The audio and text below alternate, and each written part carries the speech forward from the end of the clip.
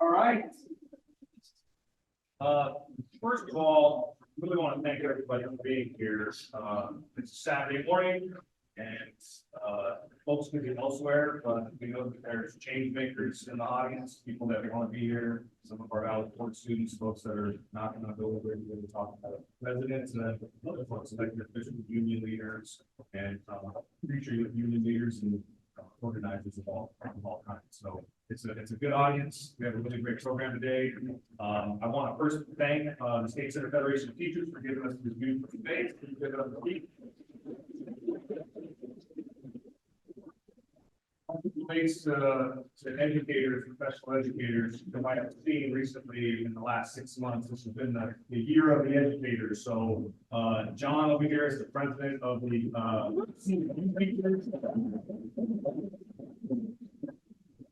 got a historic tentative agreement. They're ratifying shortly. The State Center got a tentative agreement that was historic, and several of us helped work on the President Unified FTA agreements. We got a Felipe Grimaldo, Associate Director, with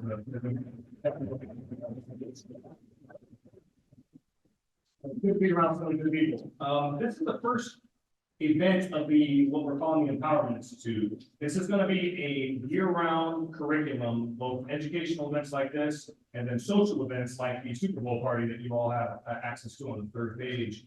Every month, we're going to have a fun event and then an organizer type educator event, and we're going to bring knowledge in, like the guest speaker today, or stuff that we have internally, candidate trainings and labor history next month, a whole bunch of different stuff that we're going to do to impart knowledge upon folks, the next generation of leaders, or the unactivated future activists, future union members. We want to build an army of change makers like you all. And so, in the future, we'll have 4,000, 5,000 people in our 4 counties that are knocking on doors, signing petitions, doing all the things that it takes to continue to, reverse the historic income inequality and bring economic and social justice to everybody, is everybody that we can touch. And there's thousands and thousands of people that need our help. So ultimately, this is the first of a major awakening that we're going to do for the next 3 years. And you'll be welcome. You'll be on our list going forward. You're welcome to come to any and all events. They'll be family friendly. So bring your, family or your kids or, folks that recently got out of the military. That, we want to bring everybody in that may not already have information about being a change maker. So this is the first one. And we'll keep you all informed as we go forward. But the next one after the Super Bowl event will be back in this room. It'll be a labor and civil rights history event taught by a local professor honoring Black History Month.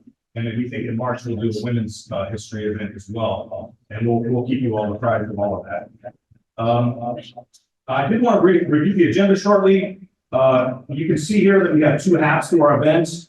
We're going to have Mark here up shortly. He's going to do 90 minutes of a presentation about disinformation. And the second half of our workshop is going to be about skills building and giving you the tools to battle your crazy uncle or other family members that may come to your family events that saw some stuff on social media that they've taken to be gospel.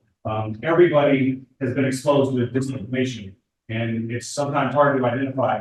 You can't get on the internet and just find the truth, right? It's impossible. There's too much information and everybody is a content creator. So it's helpful for us to figure out how to identify those things. And then once you know what you're talking about in the truth, how to disarm folks that are spreading those types of lies, whether they know it or not. So your second page is a very brief a biography of Mark. If you go onto his website, which is listed up here, you can find a lot more about him. He has, I don't want to say 50 years, but he's got a lifetime of experience educating thousands of social justice and economic justice activists all over the country. And so we're really blessed to have him today. This won't be the only time he's here. We're going to bring him back probably later this year. He doesn't know that yet, but we will bring him back because he's got a lot of knowledge to impart on all of us. And so I'm not going to read his biography. It's there for you. I'd encourage you to visit his website and look at the other workshops that he's presented. If you need anything, let me or Keith know. We'll be in the back of the room learning just like you all. And I'm going to turn it over to our economic justice instructor and labor historian, Mark McDermott. Well, why don't I go ahead and get started? Okay, so what are we going to do this morning? We're going to do a quick check-in about how you're feeling. We're going to celebrate the great victories we've had in recent years. Talk just for a micro dot about how we move forward. Then let's talk about disinformation and where did it come from. A brief history of divide and conquer, how corporate America and their political allies are trying to get us split up and to fight each other and not find our common ground. And then look specifically at disinformation in the context of the wars against voting rights, and then just a smidge on how can we begin to win more people back to the truth and more civil dialogue. This is going to be a lecture format. There'll be a Q&A at the end. The second half of this is going to be a very interactive workshop. So if you have questions or comments, save them to the end of this presentation. I want to be able to roll through with a good flow. Okay? Is that okay with everybody? Yes.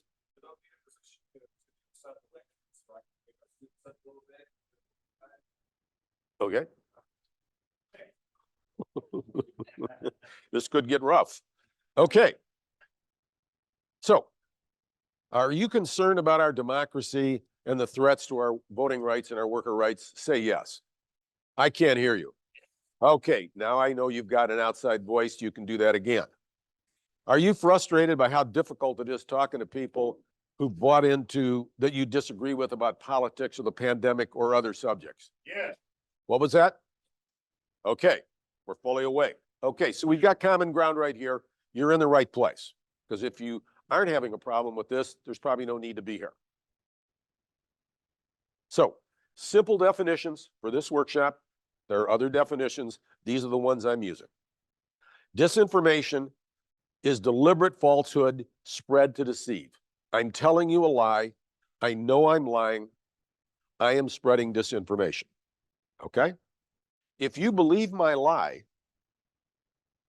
and you don't know that I'm lying and you start to spread it, my definition, you're spreading misinformation. Okay? If I'm lying and I know I'm lying and I'm doing it intentionally, the likelihood of changing my heart and mind is very low, right? But if you've bought into my lies and you don't know it, maybe we can help bring you back closer to the truth. Am I making sense here? This is a critical distinction about who do we spend our time and energy with. Because don't waste your time on me, because I'm hopeless.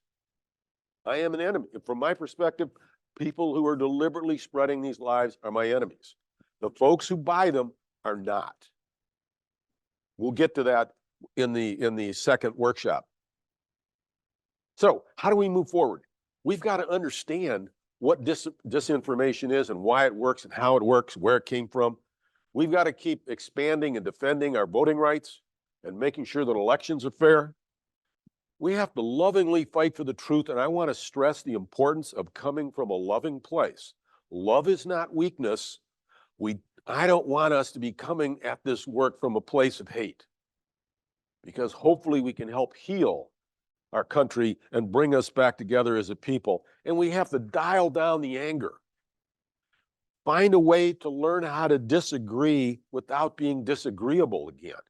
It's okay to disagree, but you don't have to be a jerk about it. I don't have to be a jerk about it.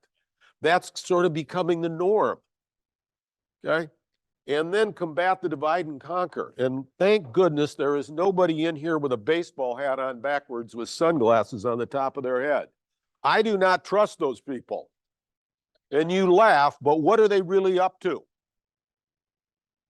And every time I do that where there's people in a workshop who have got that on, they start getting agitated and people are laughing. And I go, and see, we're already starting to split ourselves up. Okay? It's an age-old technique, and it's being constantly updated. Oh, come on, baby. Don't fail me now. Oh, okay.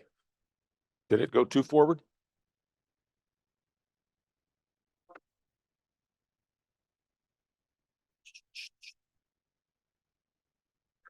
Can I just...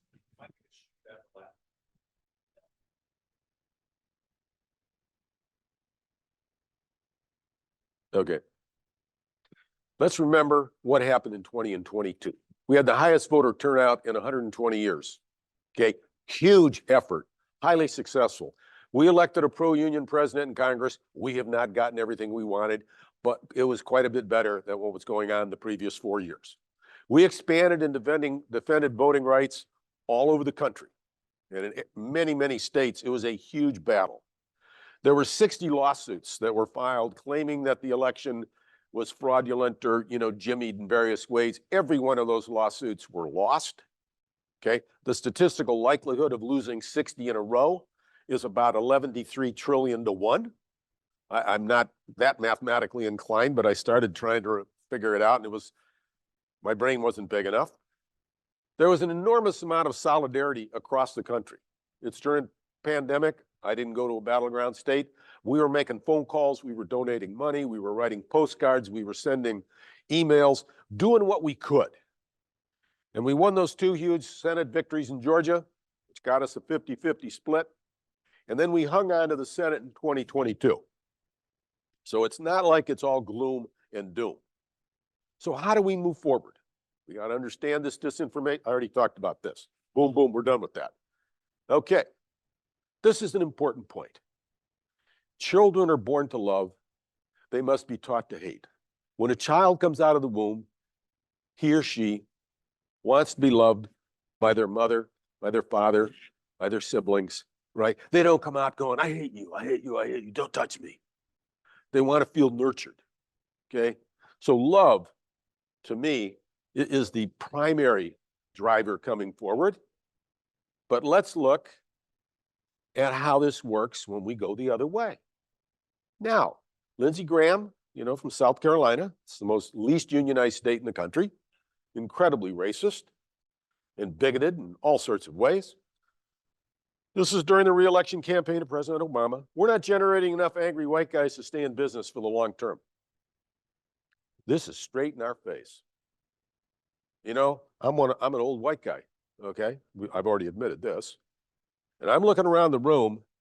There's a whole bunch of people in this room that Lindsey Graham want people like me to fear and hate. Let's not be kidding ourselves about this, okay? This is intentional, deliberate, knowing of sowing of hatred and bigotry and fear so that we can't come together as a people. In the insurrection of January 6th, do you think we got enough angry white guys now? Hello. And Rudy Giuliani ought to be doing, serious time in a federal pen.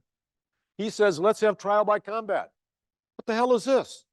In the Middle Ages in Europe in the 13th century, a powerful lord gets his toughest knight, and a powerful lord gets his toughest knight because they're having a dispute. They go out in the battlefield, and they battle until one of them is killed, and whoever wins, they win the lawsuit. This is what democracy is supposed to look like in the 21st century? Rudy, get on a high-speed train and go to hell right now. And I hope I'm not offending anybody's sensibilities here with some strong language. But by January of 2022, you got 90% of Democrats think the election was legit and a quarter of Republicans. This is the same reality. Okay? How can this be so different? Decades of disinformation, endless the telling of big lies over and over and over again, and some people are susceptible and believe it to be true. They do not believe those to be lies, okay? And there's widespread voter fraud. And a lot of that voter fraud is being done by a lot of people, allegedly, who look like you. Let's get real here, okay? The stirring up of racism and fear of other, whether it's by religion or nationality or country of origin, LGBTQ, whatever, deliberate, intentional knowing. So George Santayana was an American philosopher, and he hit the nail on the head. Those who cannot learn from history are doomed to repeat it. Those who do not remember their past are condemned to repeat their mistakes. Well, if we don't know our own history, we're probably likely to make a bunch of mistakes. So I'm giving you a history lesson here in the first half, and then we can practice the skill building. I think it's critical to understand what are we struggling against. And what are we trying to overcome?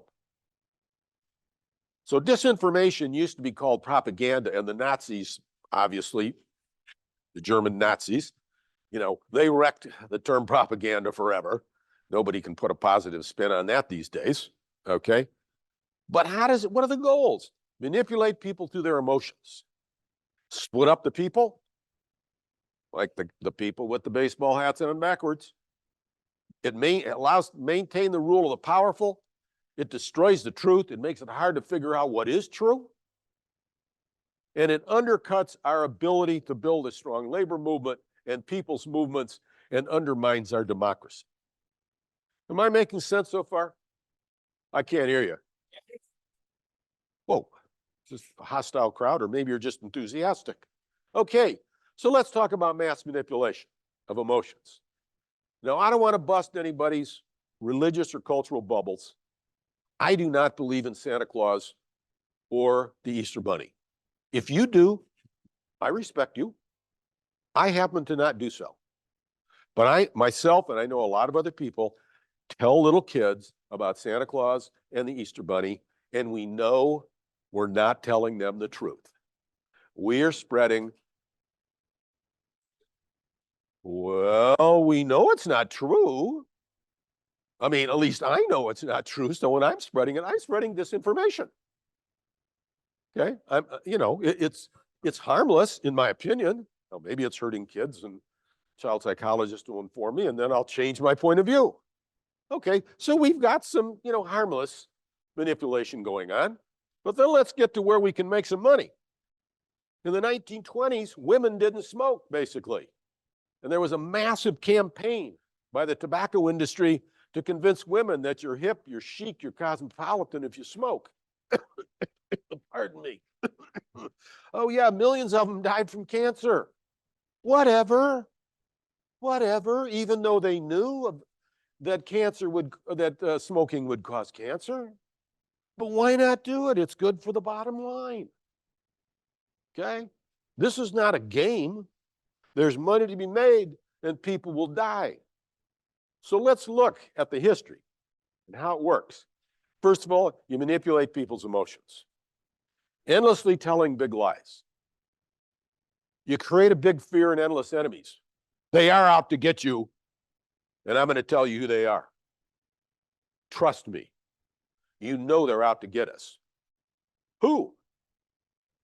And that fear creates an enormous amount of anger, and you keep churning it and churning it and churning it till the pot is boiling.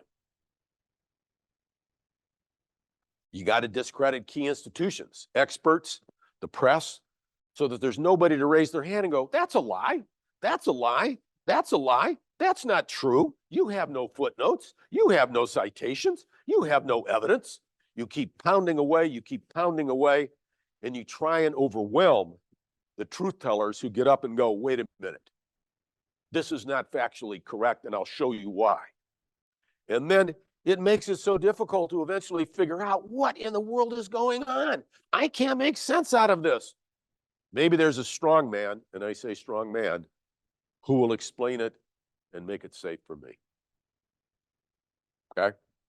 These are the 6 tools, and I'm going to walk you through Nazi Germany, and then I'm going to walk you through the United States and show you these 6 tools at work. Okay, propaganda. In 1928, a man named Edward Bernays, American, a genius, wrote a book called Propaganda. It's about 150 pages. I've read it 3 times. If you're interested in this subject, read this book. It'll make your blood run cold.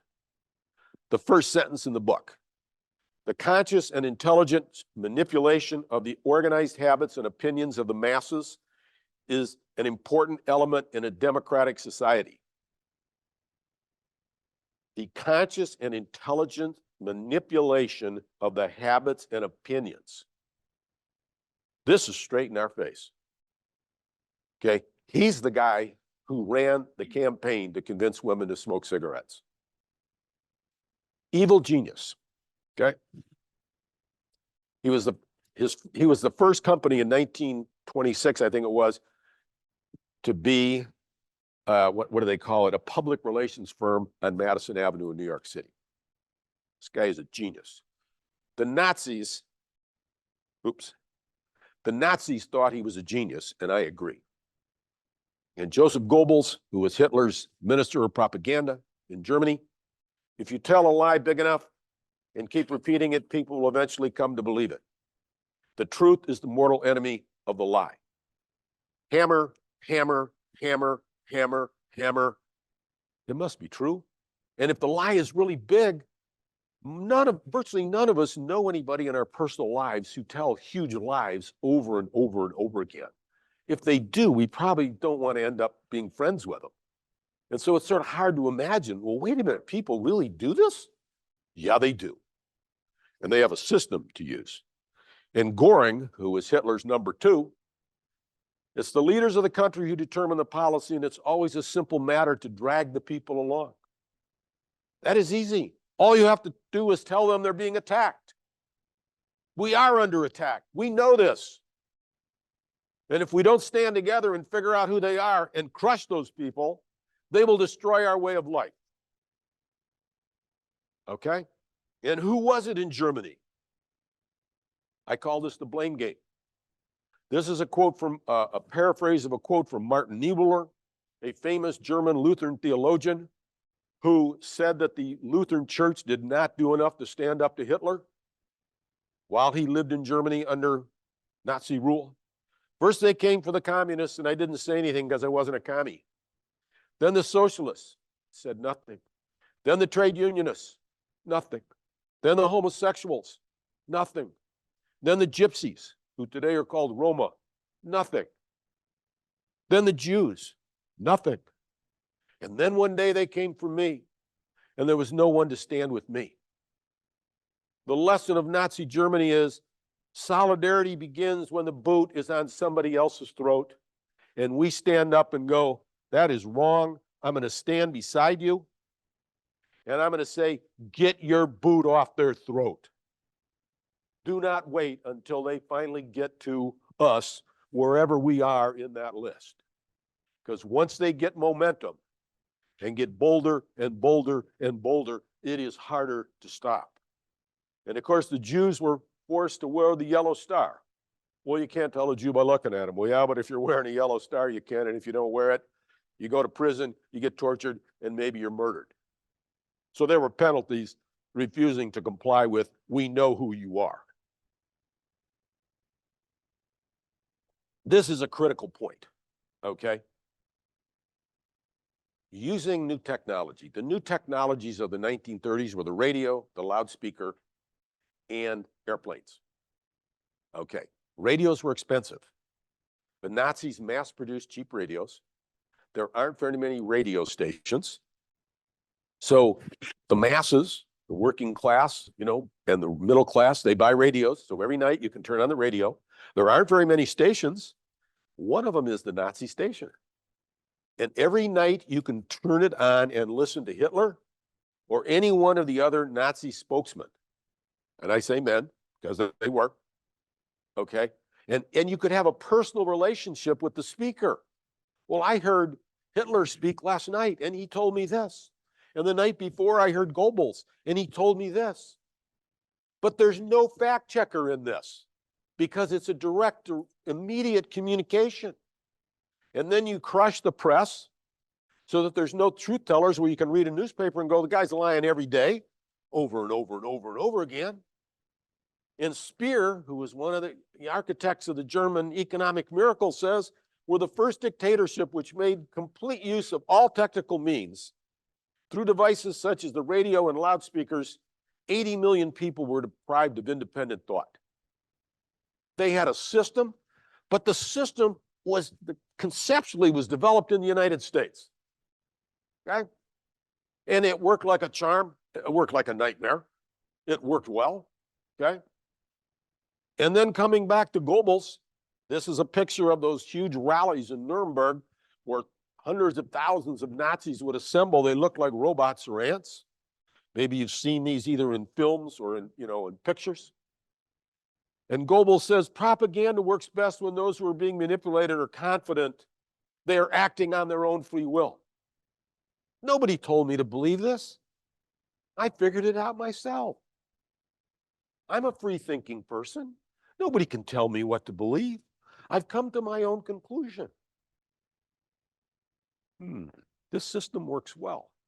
And of course, the Nazis plunged Germany and Europe into a nightmare of truly epic proportions of genocide and literally tens of millions of people killed in World War II.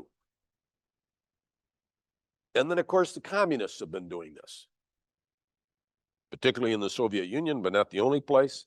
And this is a dissident from the Soviet Union or from Russia. The point of modern propaganda isn't only to misinform or push an agenda. It's to exhaust your critical thinking and to annihilate the truth. I'm so worn down by the endless bombardment, I don't know what to think. But I've had these lies pounded into my head and pounded into my head. At least I know that. Am I making sense here? Does any of this sound vaguely familiar? What was that? Hello? Hello? Okay, McDermott, come on, come on. You're overdriving your headlights. The propaganda is for Nazis and communists and authoritarian dictators. I mean, but come on, not in the United States. I mean, get a life. Okay, well, I'm challenging that criticism. Here's 3 disinformation campaigns we've all lived through. Cigarettes don't cause cancer. Pardon me. Climate change is not man-made or real.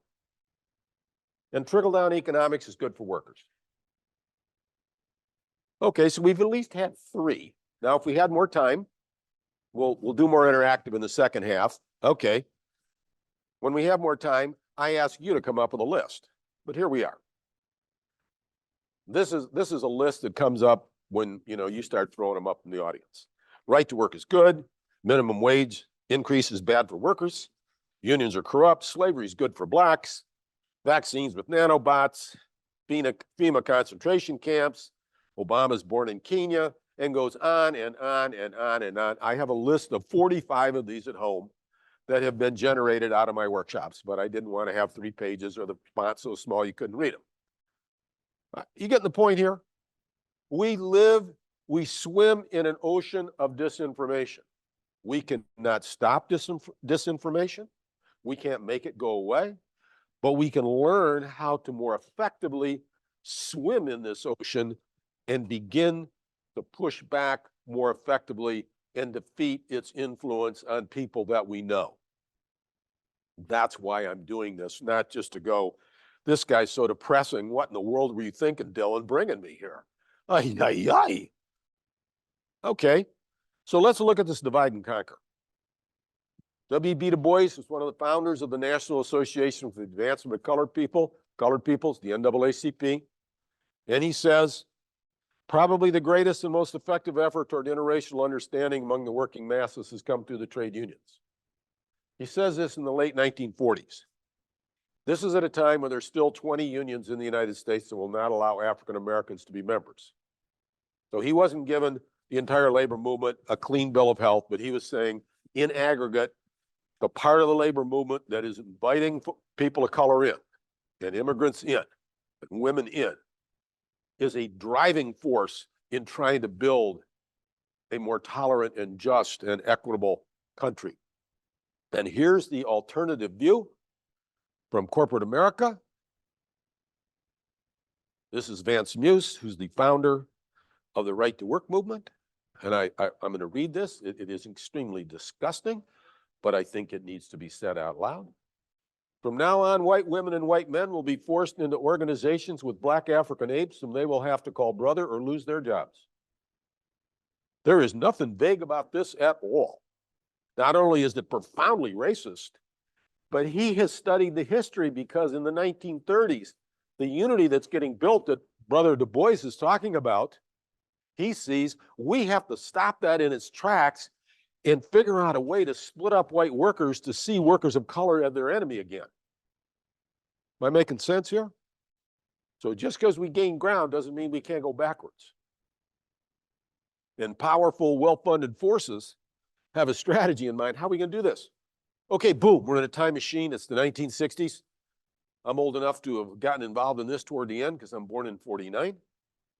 We got the civil rights movement, the women's movement, the anti-war movement, the environmental movement, the movement of Chicanos and Latinos and farm workers, Hispanics and LGBTQ and people with disabilities and Asian Pacific Islanders and Native Americans. Probably leaving somebody out, and if I do, forgive me, women. All these movements are sort of pushing forward saying, we want a more just and equitable country. We have been too long on the margins, and we want to be able to sit at the same table and enjoy the same opportunities and benefits as everybody else. Well, this fight is intense.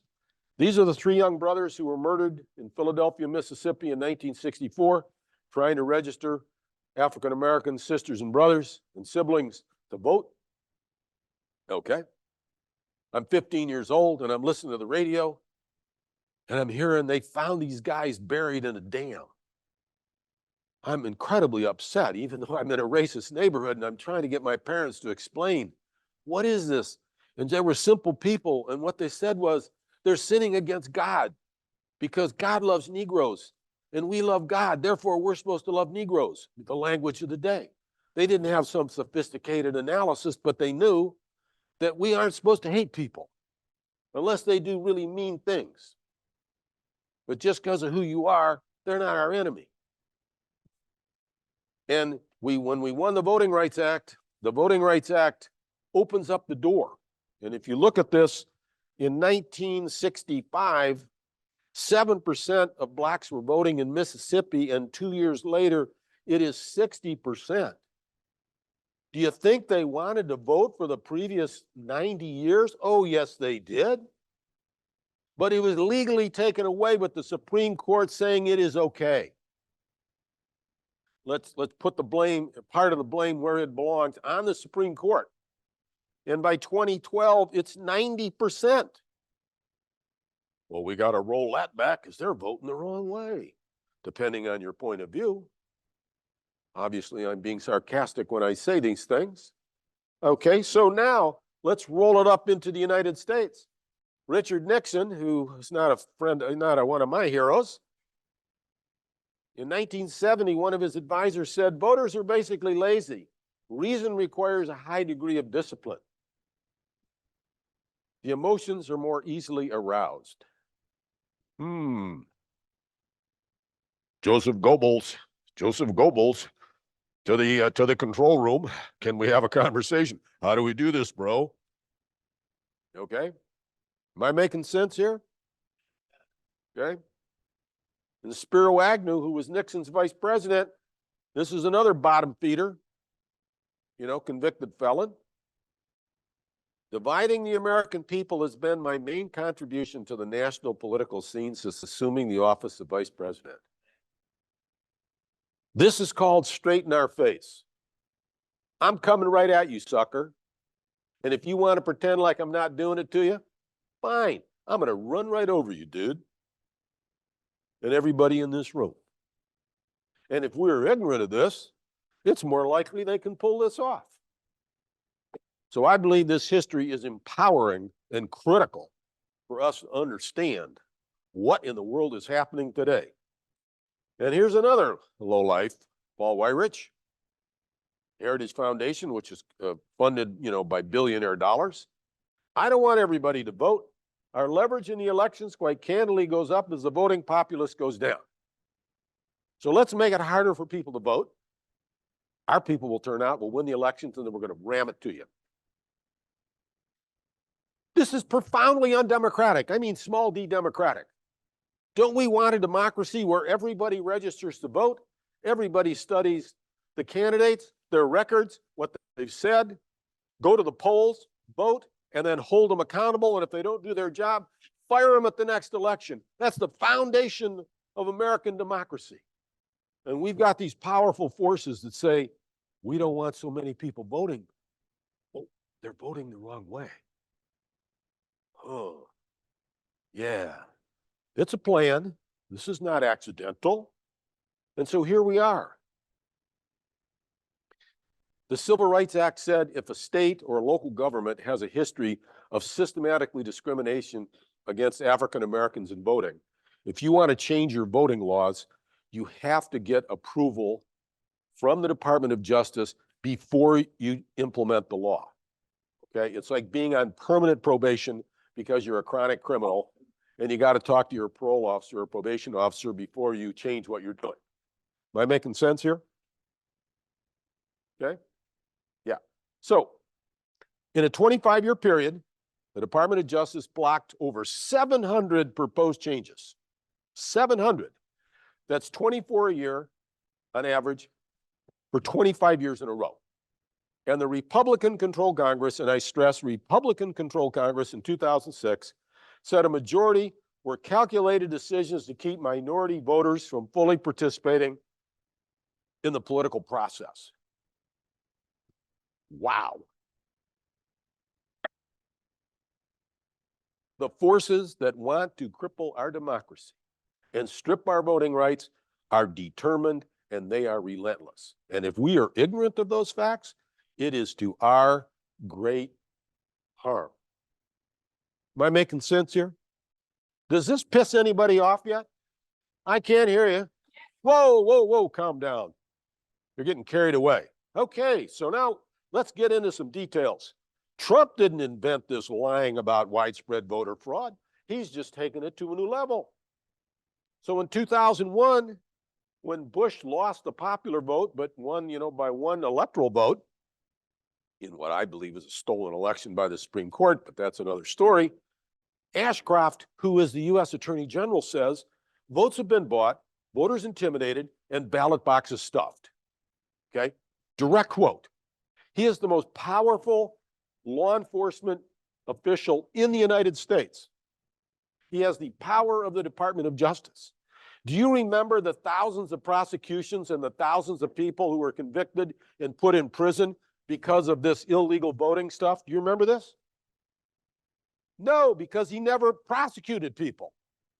Well, if you believe this to be true, John, and you have the power to prosecute, why didn't you do it? Because he was lying through his teeth with the Hitlerian big lie. You get what I'm saying here? Where's the evidence, John? Come on, put him in the joint. And then Sarah Palin, I jokingly say she could see Russia from Wasilla, Alaska, and I've been up to Alaska a bunch of times because I live up in Seattle. We always knew the Obama and Biden Democrats will do anything to win. They won by 9.5 million votes. That's a lot of ballot stuff, and I mean, you really got to work overtime. Like, like we better start early, like start a couple weeks early. Okay? Lies, lies, lies. Poisoning, poisoning, poisoning. But the Supreme Court opens the door, with the decisions that they made about the states can change their laws, make it restrict voting. So the light colored, the pink ones, they do it by 2012, and the dark red by 2016. So they're making it harder to vote because of widespread voter fraud for which there is no evidence. But the big lie drives this. Okay? It is a mortal threat to every one of us in this room.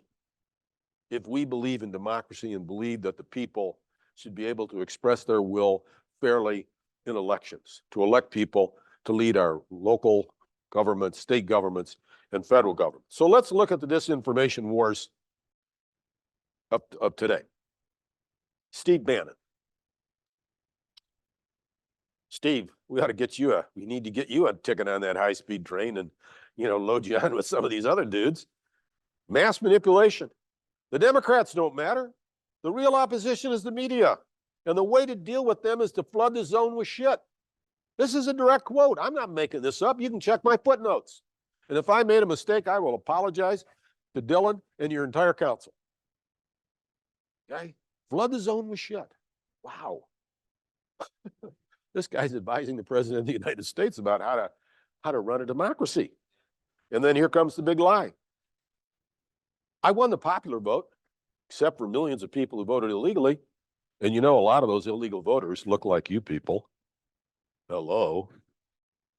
I mean, this is coming right at you. Racist, anti-immigrant, xenophobic, anti-Muslim. I mean, you can go through a long list of here's our enemies. It's 3 to 5 million unauthorized immigrants voting for Mrs. Clinton. There were about 4.5 million people who were hiding right on this Mexican side of the border. And then as soon as the election was going to happen tomorrow, they all ran across the border and ran all the way up to Chicago to vote illegally, right? I mean, it's completely absurd, but it is unbelievably destructive to our sense of our community in this nation. To lyingly single groups out and say, you're the enemies, you're the people polluting our country. You are pus in a boil that needs to be lanced and drained and gotten out of here. And then here's Trump. You know what's important? Millions of people believe what I say. Not, this is the truth. Ay, ay, ay. Joseph Goebbels to the White House, we need some assistance. Okay. And now here's another big lie. Mail-in ballots, going to be widespread voter fraud. We heard this, and the pandemic is raging. Well, I'm from Washington State. We've had mail-in ballots since about 2008. We have never had any major voter fraud in our state at all. In the states that have been doing this for years, they haven't been having widespread voter fraud. So what are we talking about? Just make it up and lie about it. Oh, and now we're going to have widespread ballot counting fraud. Okay, bent that out of thin air. Keep on rolling there. Okay. Now, Hitler and the Nazis had their list. We got our list. Now, these are not ranked in order, because we could all have a little argument about which ones ought to be at the top of the list, but we know the teachers are grooming kids to be pedophiles, right? I mean, this was pretty obvious. I mean, what more evidence do we need than I just said it out loud? In a fact-free America, where the big lie and disinformation, and then stealers of elections and Jews and Muslims, and then the undocumented immigrants, well, throw in the immigrants as well. I mean, you know, because they're all the same anyway, right? In this list of social parasites who are wrecking America. I'm on the edge of getting pissed off as I read this list. And then there's, you know, Trump's quote about violent Mexican drug dealers, rapists, and murderers, and the LGBTQ and unions and liberal elitists and violent people of color, and it kind of goes on. And I got a list of 25 at home, but I could only get about 14 on the list. You see the parallels here between how it was used in Nazi Germany and how it's being used today? And you can keep rotating these people on the list and move different ones up to the top. Try some polling. Okay, let's bash on trans people for a while.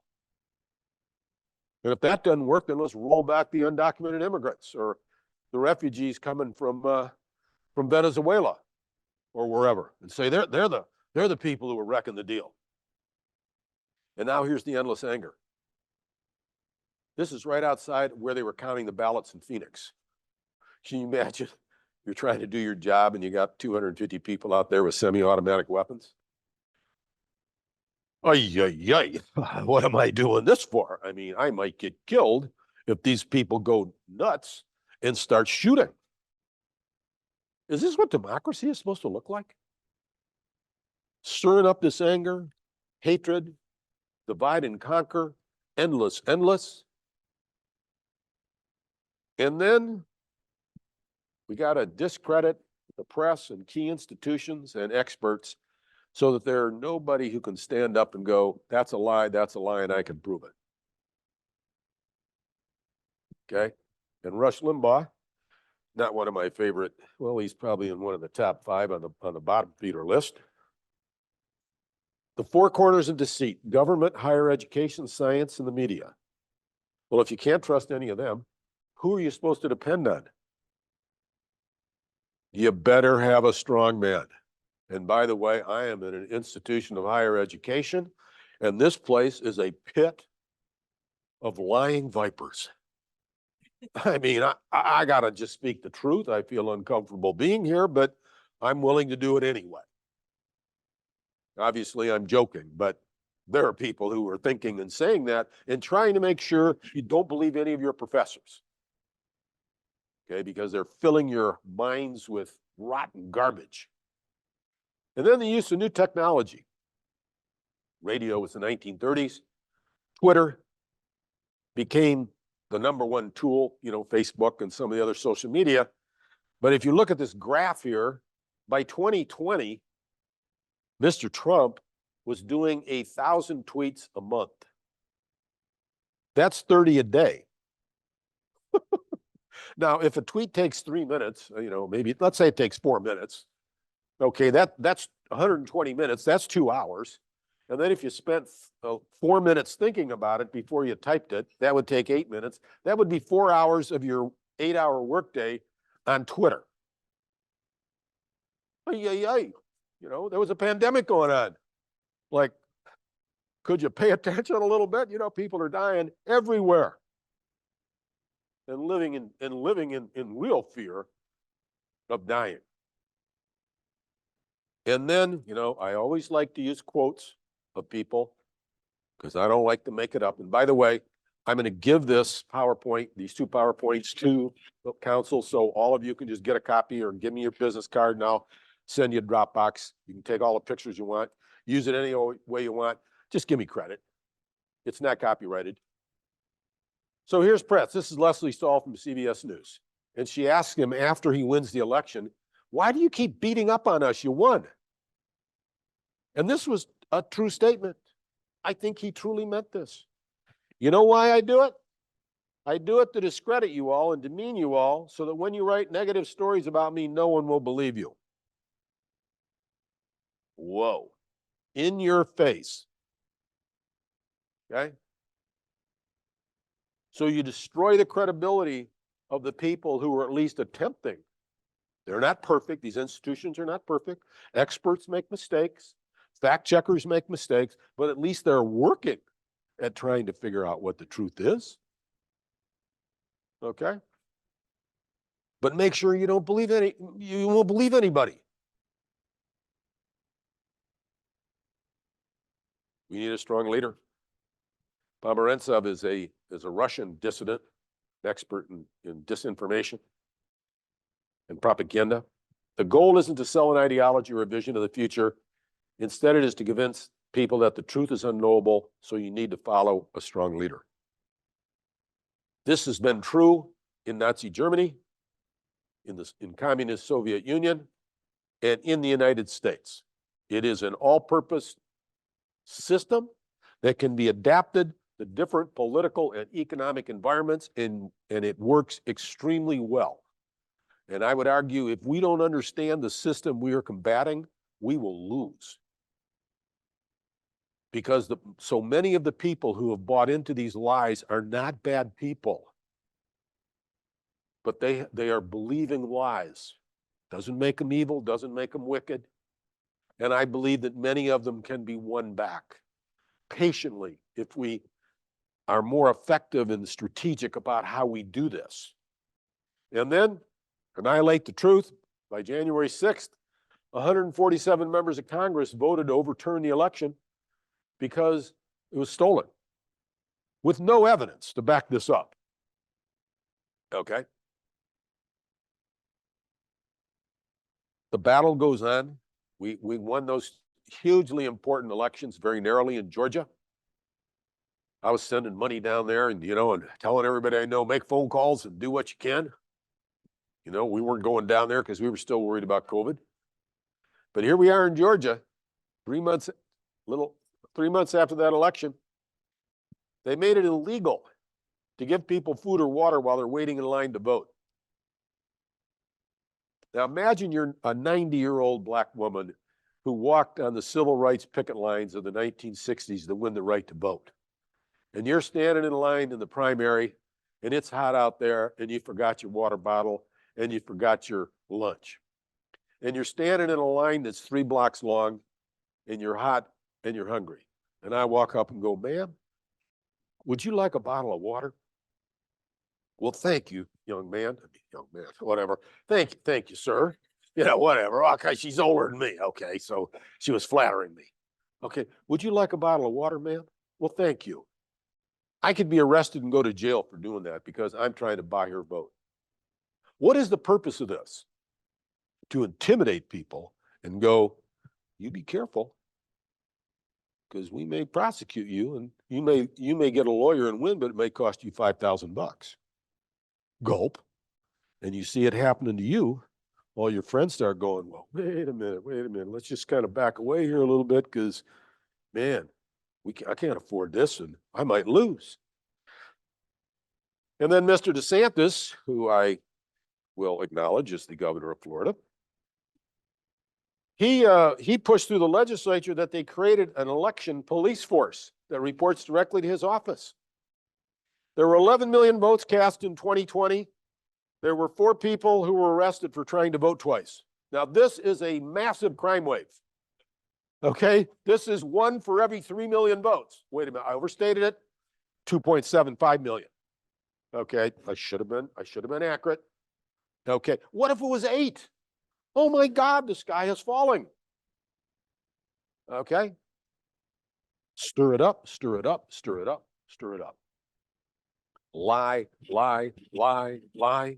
And then it is people who look like you, or like you, or people who are friends with these people. Okay? We got to make sure that we got to be split up. My apologies. I have a new slide for this, and I somehow didn't put it in. So bear with me. This is from 2022. There's information from 2023.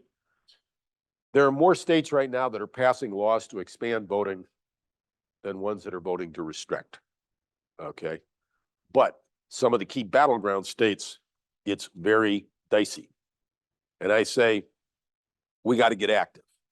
And I know Valley Forward is like a righteous organization doing great work here in the Valley. And I really applaud all of you.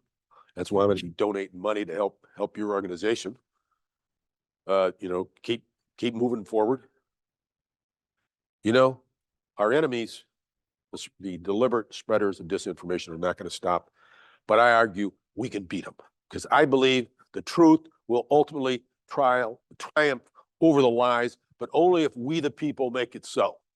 And as Dr. King once said, the moral arc of the universe is long and it bends toward justice. And I add, but only if we, the people, bend it. And people like you are the people in this valley who are bending that arc of justice. So give yourselves a round of applause. I'm serious about this. And Dolores Huerta, 90 years old, farm workers, Cesar Chavez, UFW, civil rights, si se puede. I get goosebumps when I say that. I used to walk those picket lines. I didn't eat a grape for so long, I didn't know what they tasted like when they finally said we could eat them. Every moment is an organizing opportunity. Every person a potential activist. Every minute a chance to change the world. And you folks here are doing this every day. Okay? And then to quote Dr. King, the labor movement was the principal force that transformed misery and despair into hope and progress. The captains of industry did not lead this transformation. In fact, they resisted until they were overcome. He says this in 1961, when there's still about 15 unions that won't allow blacks to be members. So he wasn't giving our movement a whitewash, literally a whitewash. He wasn't giving us a pass. He was saying, you're doing great work. You got to clean up your own backyard while you're at it. And so I say, in the spirit of Dolores Huerta and the spirit of Dr. King, yes, we can. We got the power in our hands. We got the truth on our side.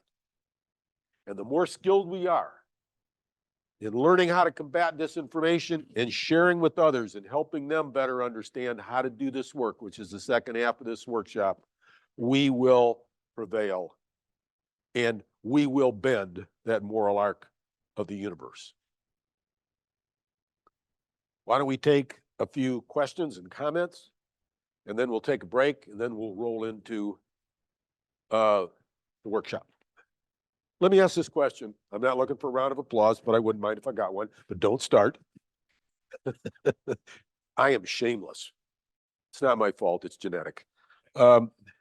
Was this helpful?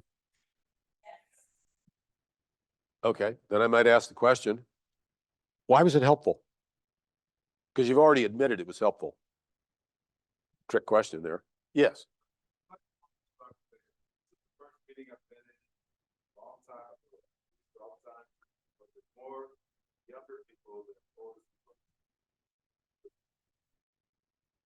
Thank you. Yeah, yeah. They're the future, not me.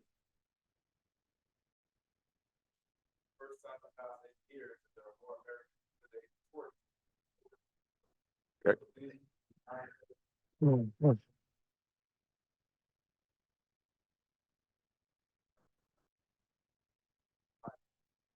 Thank you, brother. Thank you. Who else? Comments, questions? Why was this useful? Yes.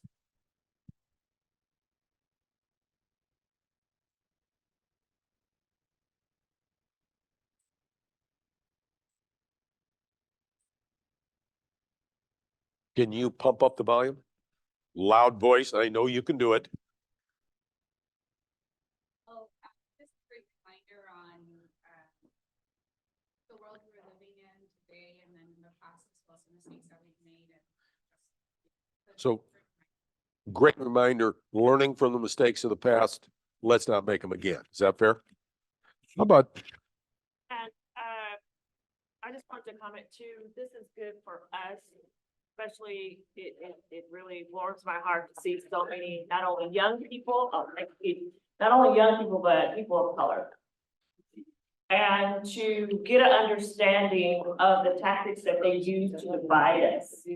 So this is very, very important that we all need to understand the game, the tactics, and understand that we are more powerful together than apart. We cannot let them pull us apart because they are going to destroy our democracy. 1 in 4 people in the next 20 years is going to be African. 1 in 4 people in the next 20 years in America is going to be Latino descendant. So it is very, very important that we learn, we understand, and we come together with a game plan to save our democracy. great, thank you. Here. Yes.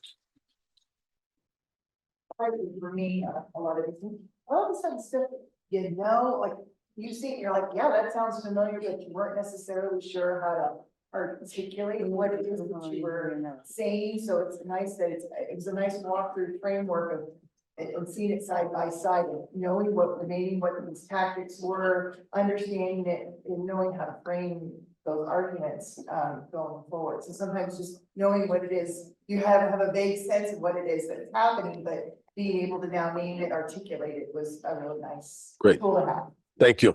Thank you. Who else?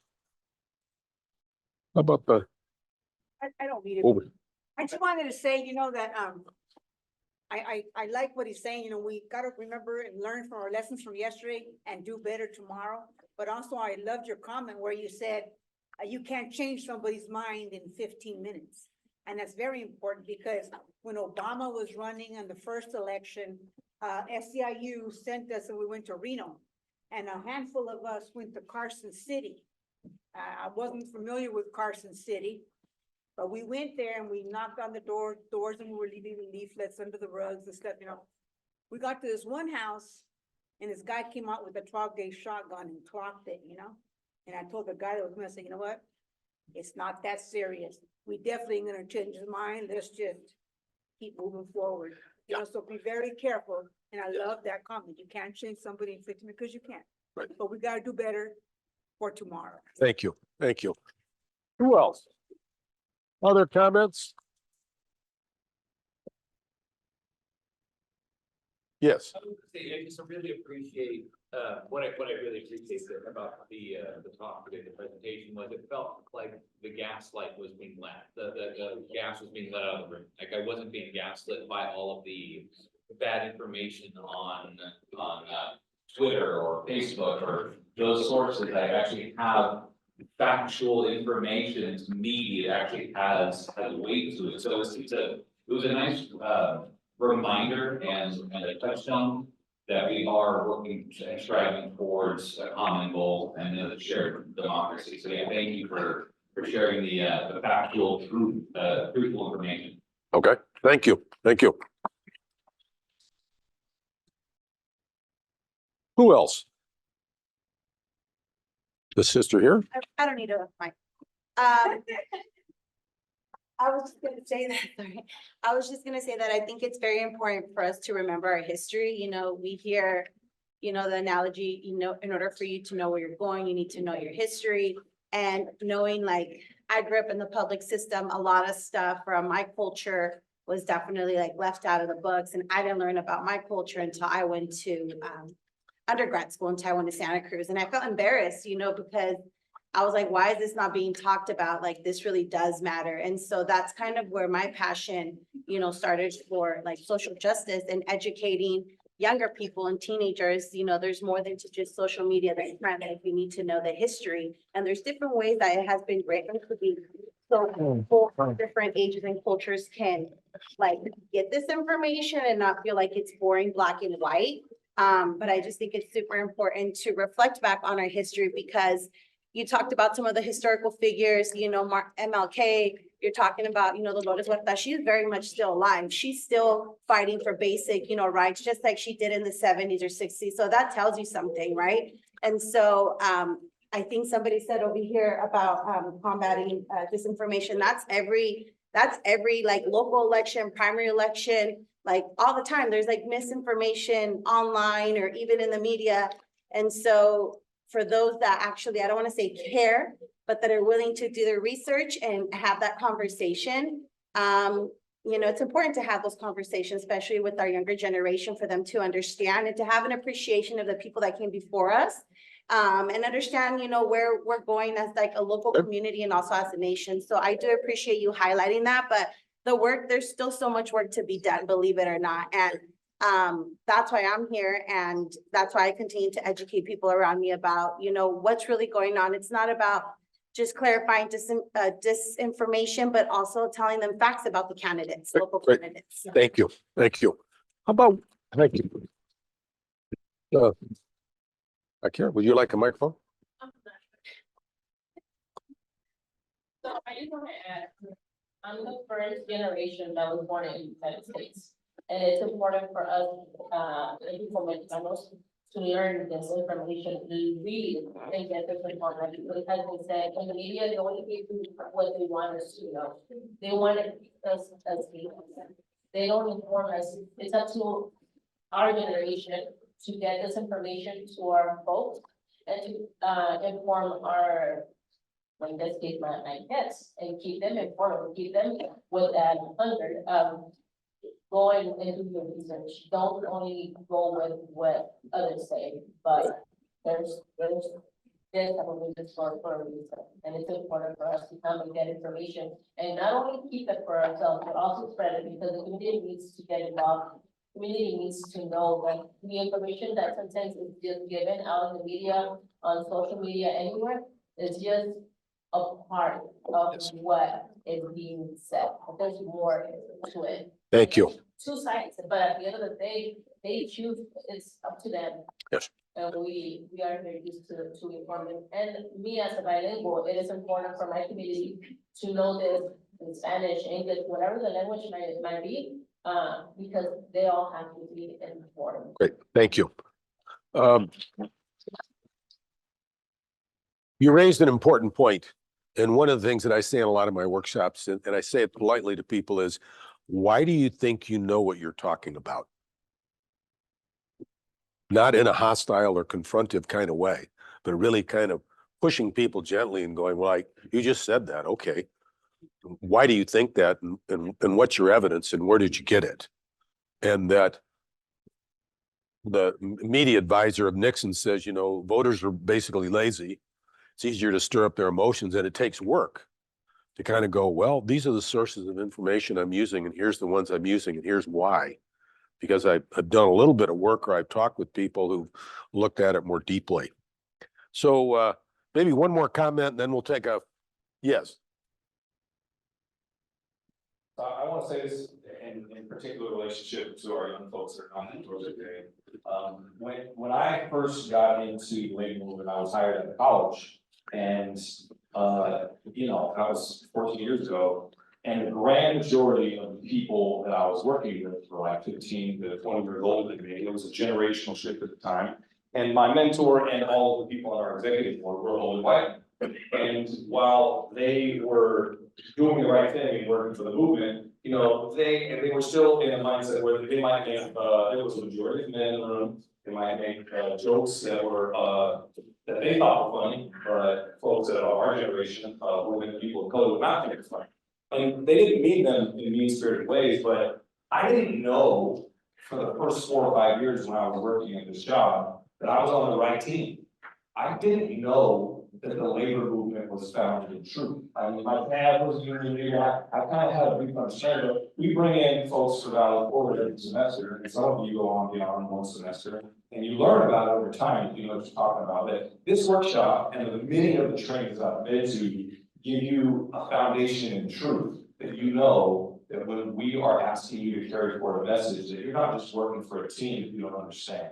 That you are actually, you might not be able to quote all of the historical figures that Mark pointed out and say, this is what I know, and go back and, you know, recite history. But when you go through these type of workshops, you understand that we're this close to Nazi Germany.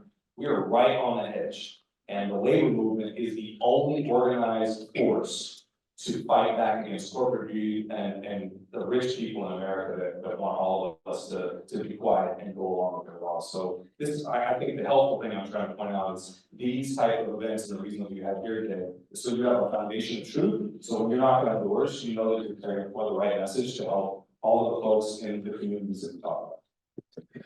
Thank you. Thank you. My mother always told me to wear a sports coat to show respect to audiences. I'm really cranked up. I'm soaked in sweat. I've taken my sports coat off. If you talk to my mother, she's long passed, tell her that I'm still okay, would you? Why don't we take a break and come back at 10:28? Okay. And we'll get started and we'll do the second workshop, which is the interactive. How do we get better at combating this with people that we know?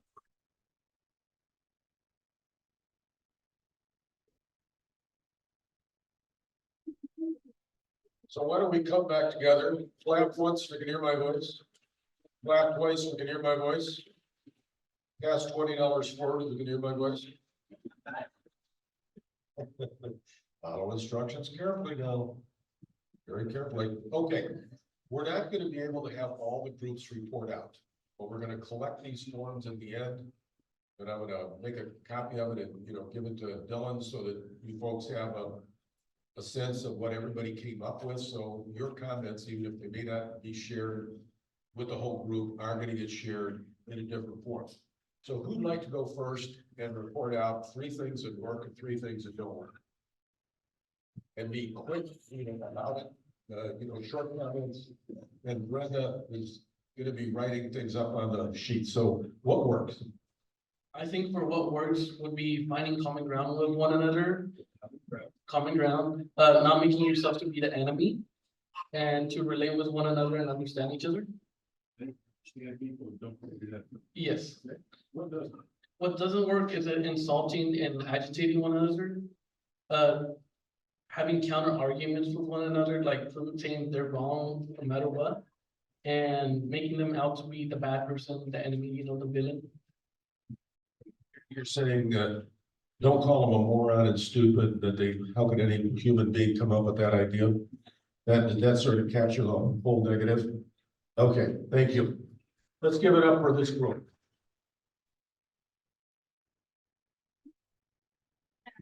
Who'd like to go next? Okay.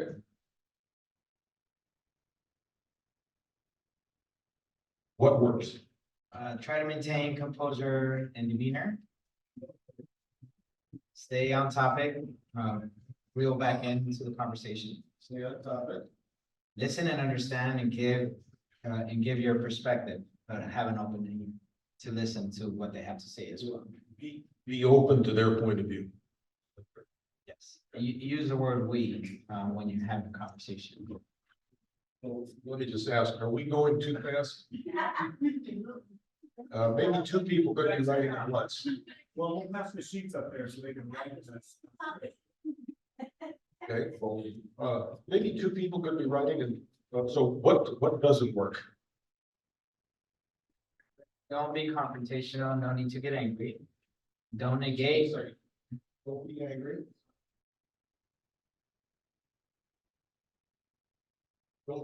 Don't be confrontational.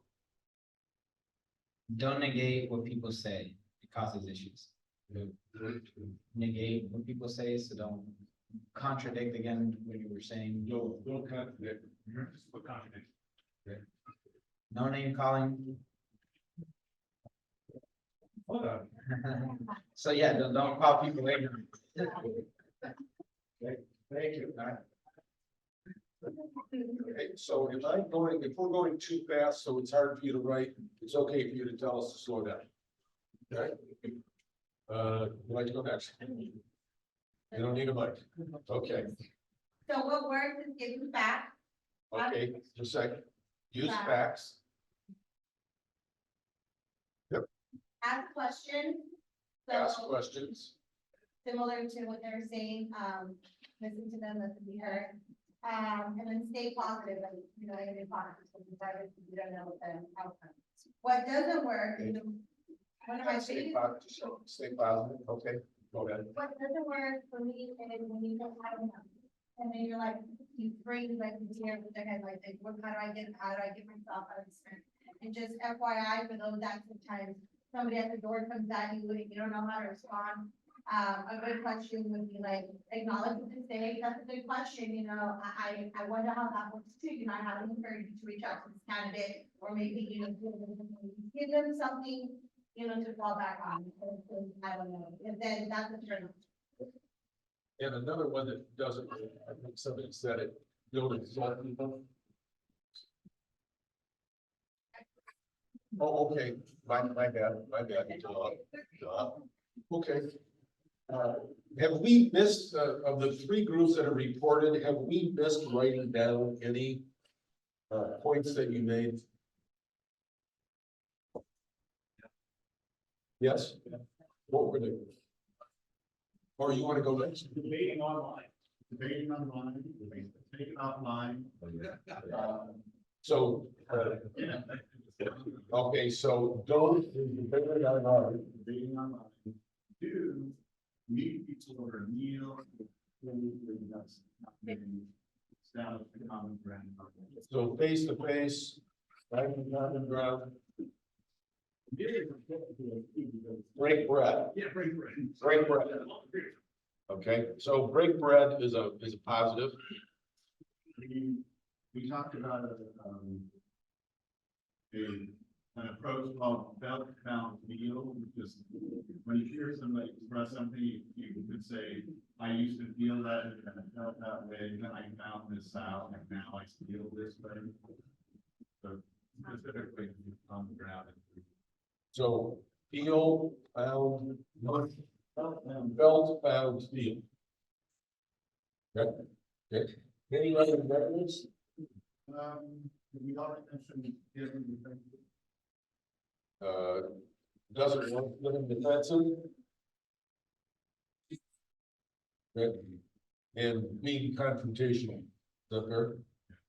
What do you mean by that? What do you mean by that? Was that being confrontational? Did you fall on your head this morning? Please don't get offended. Do you agree that fact checking or getting facts or good? Or if you don't want to make something, Okay. you don't know what you're talking about here. So don't make people feel stupid as a don't, right? Slip the facts in as time goes on. Here's another way to think about this. Who else would like to go? Let me grab you and then. Okay. I'll never give the microphone away. Now, I learned that a long time ago. Yeah, no problem. So, the way we approach people, with curiosity is, important. Curiosity. Yeah, recognize that they have their own feelings as well, and make sure that you're building that rapport and building that connection. Recognize people's feeling, build rapport. Yeah, and then make sure you're the right person to have that conversation. Make sure that you are the correct messenger, because sometimes it's better to hold space than speak. So things that we found that don't work, obviously yelling, insults, profanity, and then also silence or being avoidant of that person. Unfriending them on Facebook without an explanation, or not a real understanding of the vision. And also get back to maybe the wrong person. Avoiding people, ghosting them. Yeah. Oh, I got a young person's turn there. I really feel like I should get credit for that. But my ego is very fragile. Thank you very much. And over here, we're getting a list here.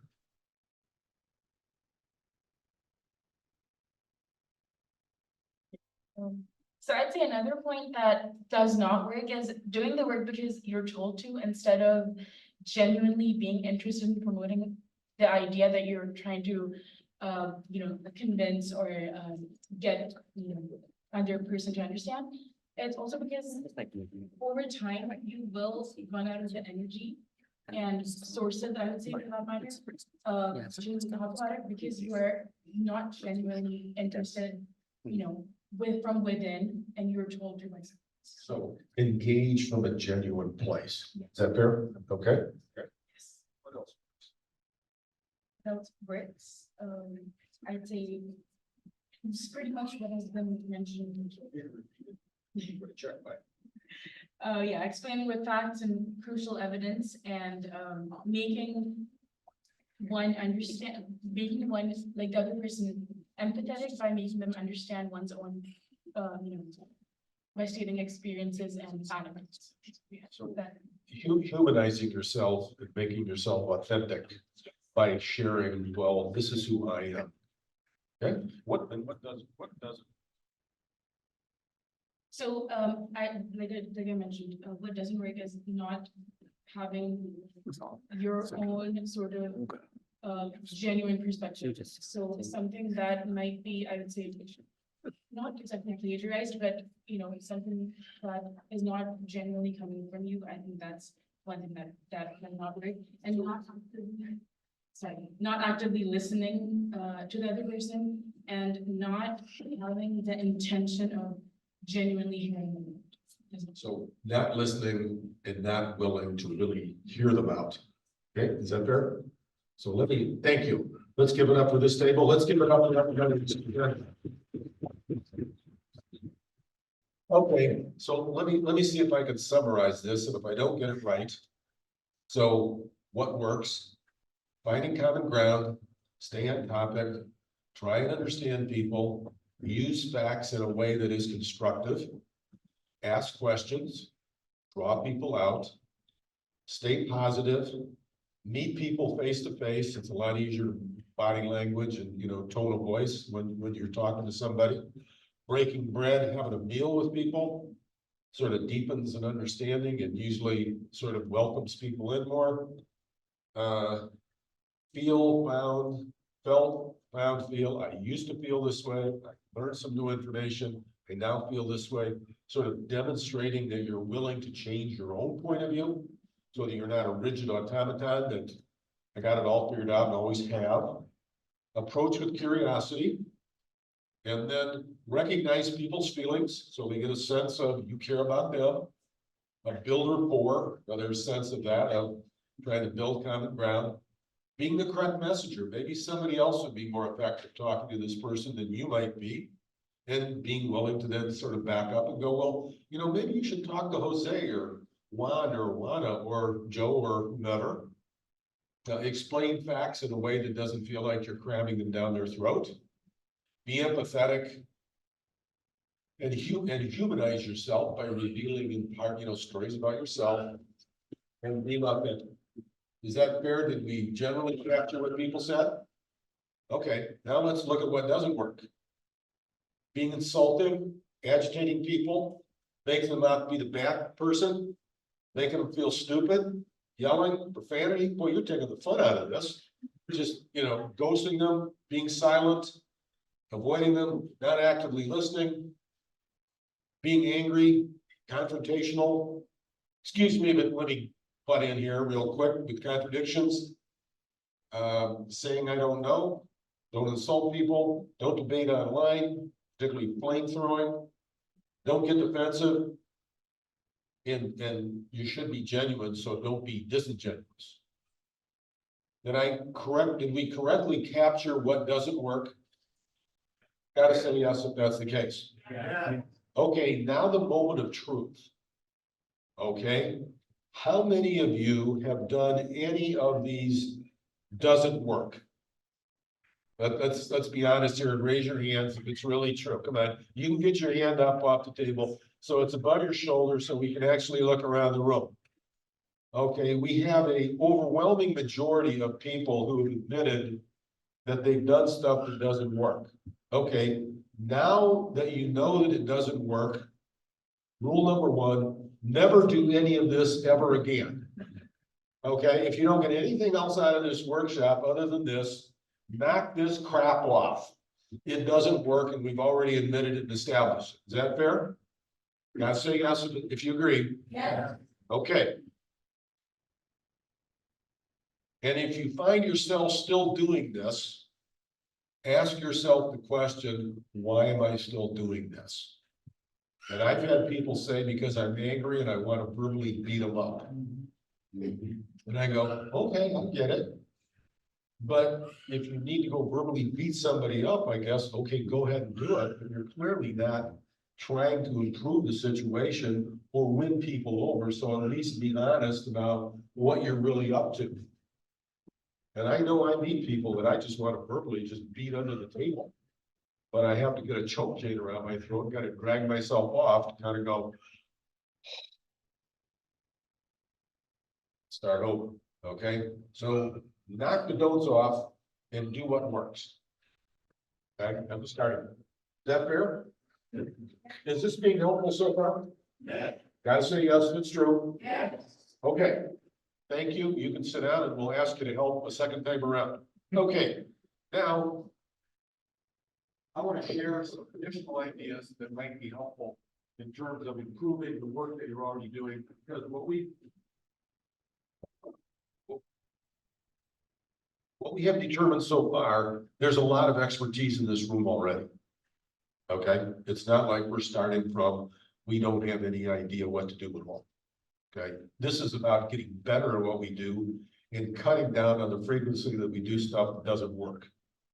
And it's impossible to get to perfect as far as I know. If anybody gets to be perfect, I will give you my business card.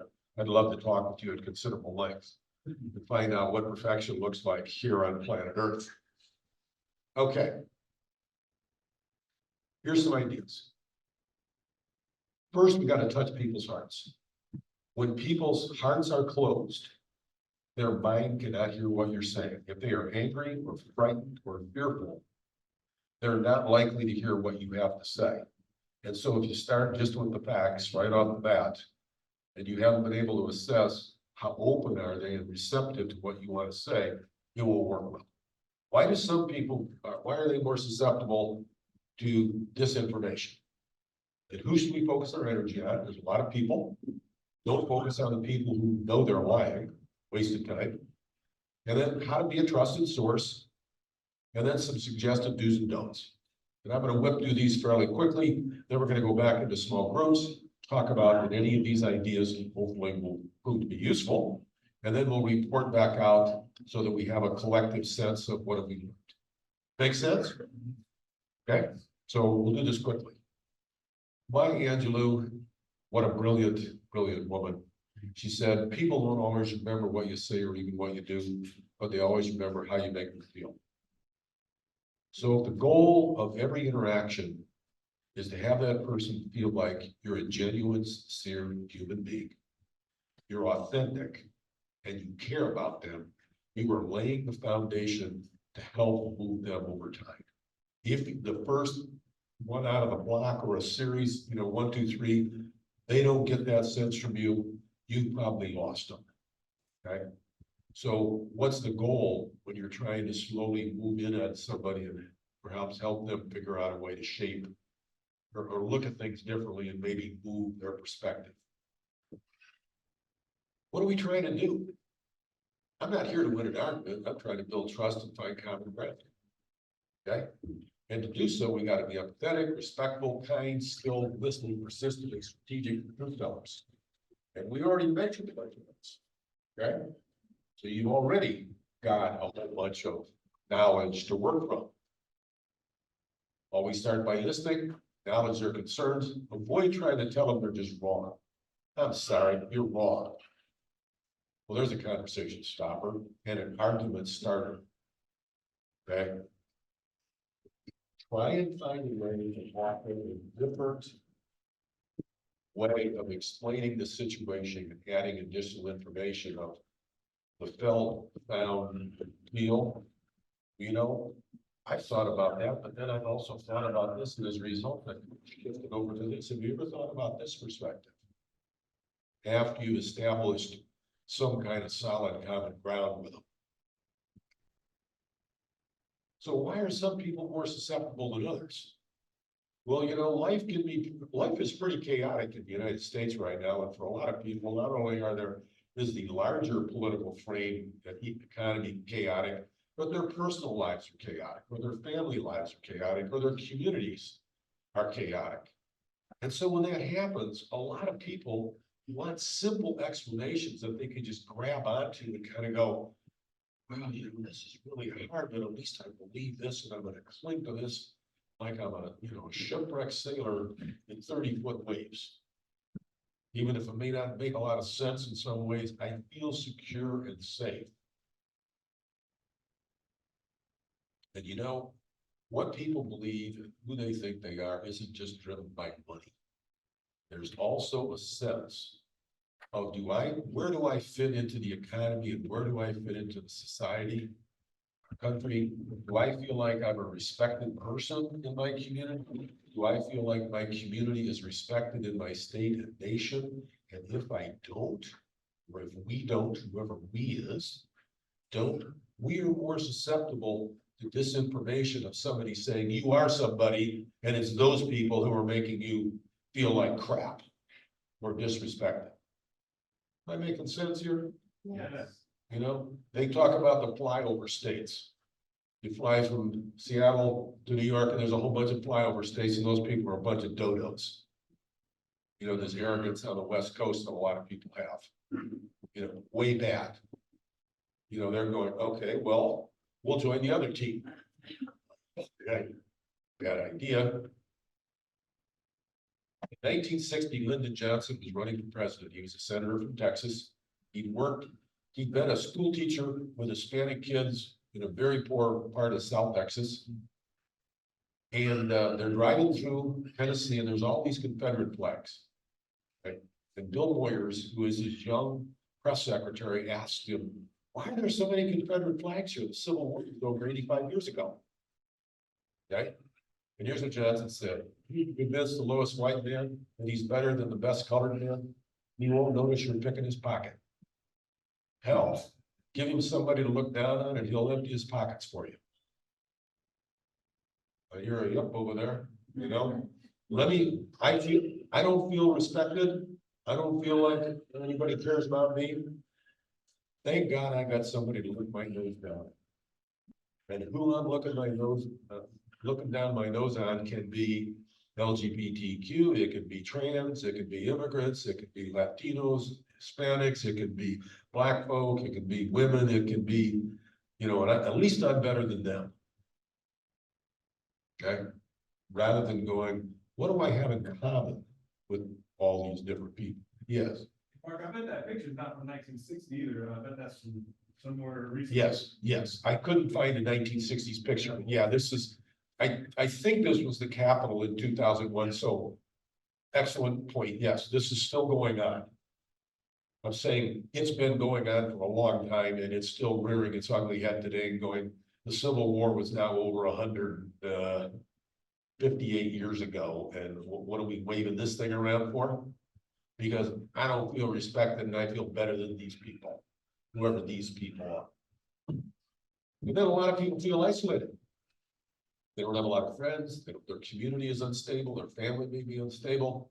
So they can find a community on the internet, whether radio or TV, depending on who you want to listen to. And now I'm part of a community. Okay. This is a quote from the co-founder of Facebook, Parker. How do we consume as much of your time as possible?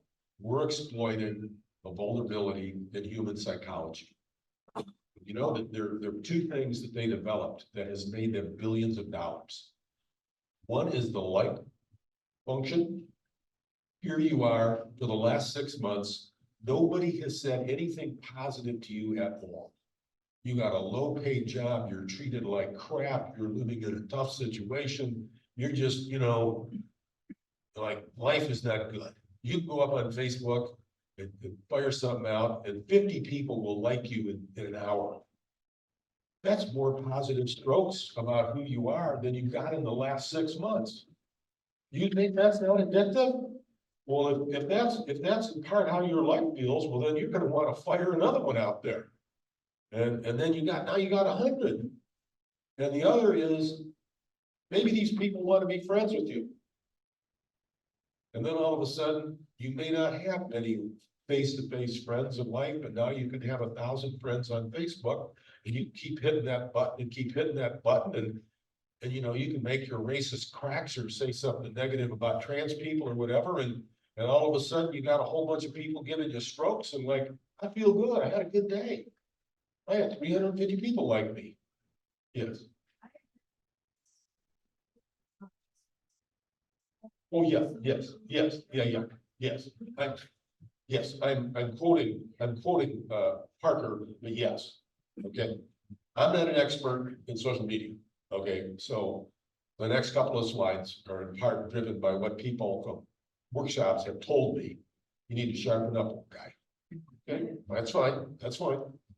But here, so how should we spend time on the internet and social media? Be aware of why you're doing it, what your attitude, and what your tone is. What are you doing? There's one of the proverbs from the Jewish Bible, the Christian Old Testament, not trying to proselytize you. A soft word turneth away wrath, but a harsh word stirs up anger. So depending on what you're trying to do, you can try and dial the rhetoric down, or you can pour gasoline on a fire. And so being in control of what you're doing in a thoughtful way is important. So here's what people have said. Before you hit send, check your attitude. I'm really pissed off that last person who put that up there. I'm just going to flame them, or whatever the term is these days. Okay. Don't participate in toxic discussions. They're not going to go anywhere. Okay. You're just adding gas to the fire. Emphasize with the recipients. See if you can dial this thing down and maybe steer it in a better direction. And a lot of people, and I've read research on this, longer replies are better than one-liners. Okay. And provide clear evidence with links. The reason that I believe that we should be treating the refugees coming in from Venezuela are the following three things. Boom, boom, boom. And I've learned more about this from going to link thinkaboutrefugees.org or whatever. And so that if somebody is willing to like have a dialogue with you, you've given them some of your thought process, why you come to this conclusion, and then here's some more information that might be helpful if we want to continue a discussion like this, rather than going, you racist pig, which rock did you crawl out from under, you maggot? And then if things are going back and forth multiple times, at some point just stop. And then skip the hateful, offensive language conversations. You're probably not going to do anything to change them. This is what people who are much more active on social media have said to me, so they sound reasonable to me. Facts alone won't move people. Stories are hugely important. Okay, and Donald Trump's stories moves a lot of people, as did Ronald Reagan's. They weren't heavily fact-based, but they certainly move people. So who should we focus on? There's a lot of organizers in the room. The organizing that I did in the past, and my wife did for many, many years with UFCW, United Food and Commercial Workers Union. You got 1 to 5s. The 5s are totally against you. You're never going to move them. The 1s are totally with you. Then you got the 2s, 3s, and 4s in the middle. If you're spending an awful lot of time on the 5s, what the world are you doing that for? Okay, I talked to them 10 times. Budging, well then what are you talking the 11th time for? Right, figure out a way to isolate them, limit their influence, and work on the 2s and 3s, and pull them your way, slowly and steadily, and find people who have connections with 2s, 3s, and 4s, help them sharpen their skills and pull people your way. Okay, because you only got so much time. And our opposition's got a lot of money. Winning, you know, like I said, winning people over 1, 2, 3, 4, 5. There's other methods to be used. Okay. These are all sort of organizing one in some ways, but sort of thinking about this very consciously as we're doing this. Focus on people who can help our efforts, help people sharpen their skills. That's what we're doing here today. Okay, and again, I'm not claiming I've got all the answers, because by then I'd be a fool. Trying to cut the frequency of being convicted of that out in the world. And encouraging people to engage disinformation and not shy away from it. Pretending like it doesn't exist, or not talking to people that bought into it, is not going to change things for the better. And develop a culture of sharing. If somebody in some part of your area has been doing something that is working really well, it needs to get shared with everybody else, which is what we're doing here, right? And if somebody from Paducah, Kentucky is figuring out something that works, people in Fresno need to know about it. And if people in Fresno have figured some things out, the people in Detroit need to know about it. Because this is a national problem we've got here, and we're not all alone. You're not on an island 5,000 miles away from the rest of the planet. I think this is really important here. That's about looking for opportunities to help people change. You know, a lot of people have been dug into particular positions, and at some point they start to go, oh my, what have I been thinking? Ay, ay, ay. Well, you know, if you back that person into a corner, they're going to fight you, they're going to freeze, or they're going to flight, they're going to run up, right? So rather than backing anybody into a corner, find graceful ways for them to be able to change their point of view. She says, many people who still support disinformation may be uncertain, they may be ashamed or unwilling to admit they're mistaken unless they're approached with the right spirit of openness at the right time. So if you build trust, you've been human with them, you've developed a rapport, you're starting to give them ways in which you might think about this differently.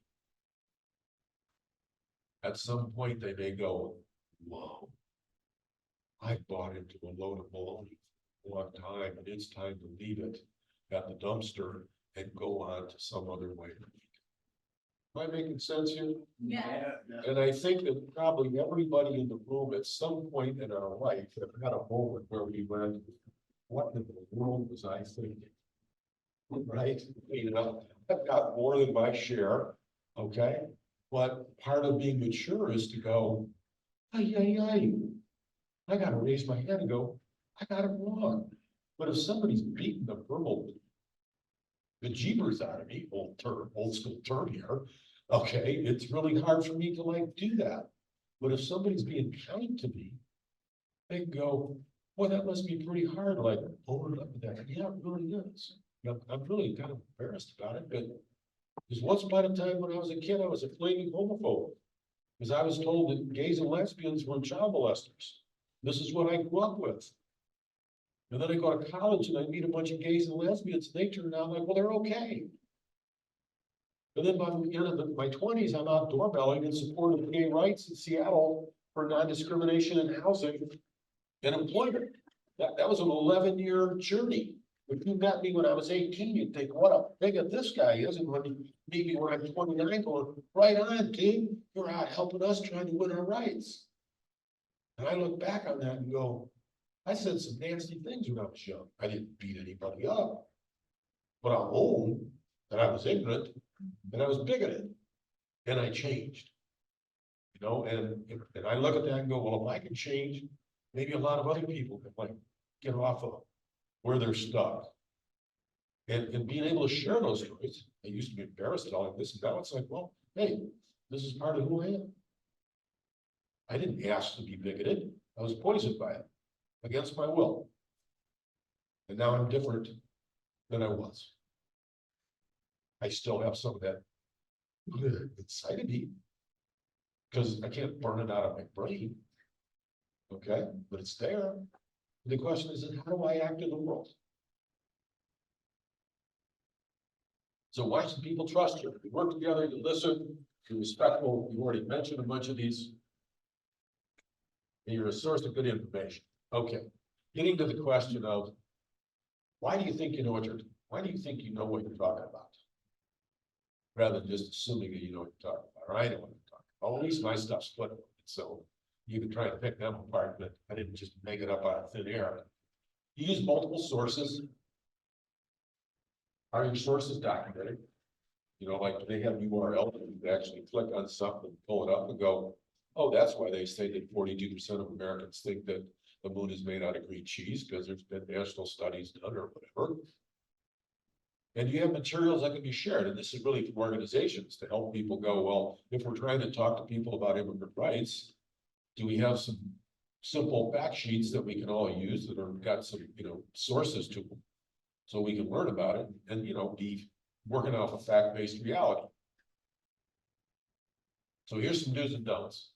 Appreciate how hard this work is. This is really, really hard work.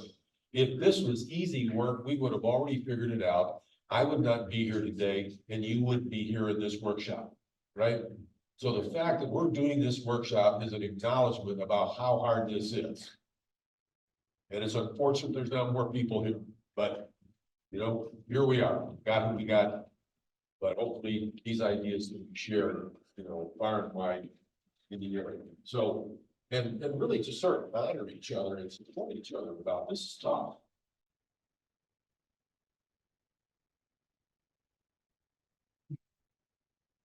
And, you know, to create a sharing culture, what works, what doesn't, and make changes as you need to. And again, going back to our list, if we spent more time, we could probably double the number of these. Right? And we could drill down in this to a lot farther and go, I do that once a month. For how many years? Oh, that's 300 times you did that one. Okay, strike it from the list, Harry. And take care of ourselves. Because this isn't a sprint. This work is a marathon. I've been an activist for 55 years. I'm getting tired. I've made enough mistakes. I could probably write a couple of books about it. But I kept trying to learn. And trying to listen to other people, and trying to understand people who, well, I don't know that much about what it's like being a refugee from Venezuela. So when I went down to, you know, where there's a lot of Venezuelan refugees in Seattle, at this one, you know, campment at a church, went down there and spent some time and just listened to people talk like, oh my God, how horrible. You know, like maybe I ought to say more. When I hear people start talking,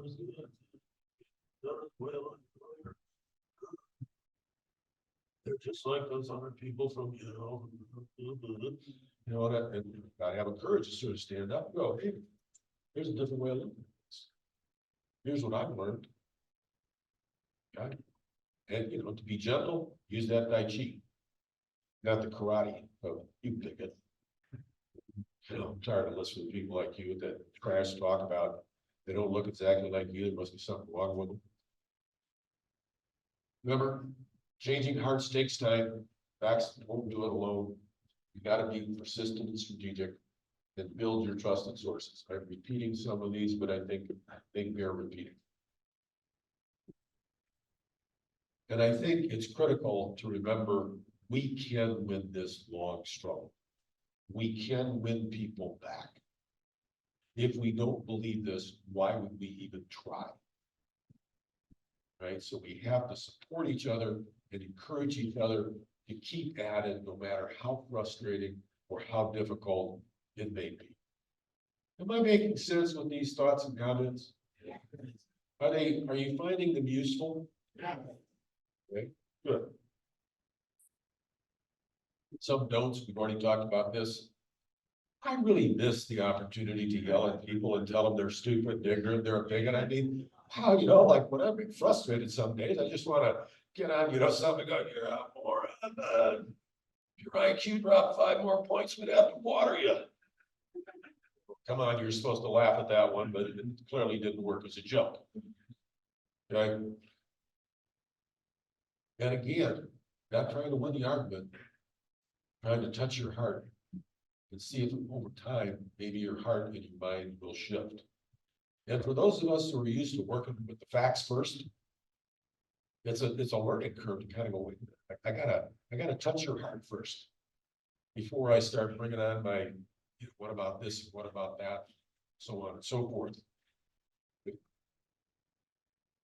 And I would stress, I don't think it helps to battle on Facebook, Twitter, if somebody else thinks opposite, that's okay, but boy, I hear people just say, I'm so frustrated when they do it. I go, why are you doing it?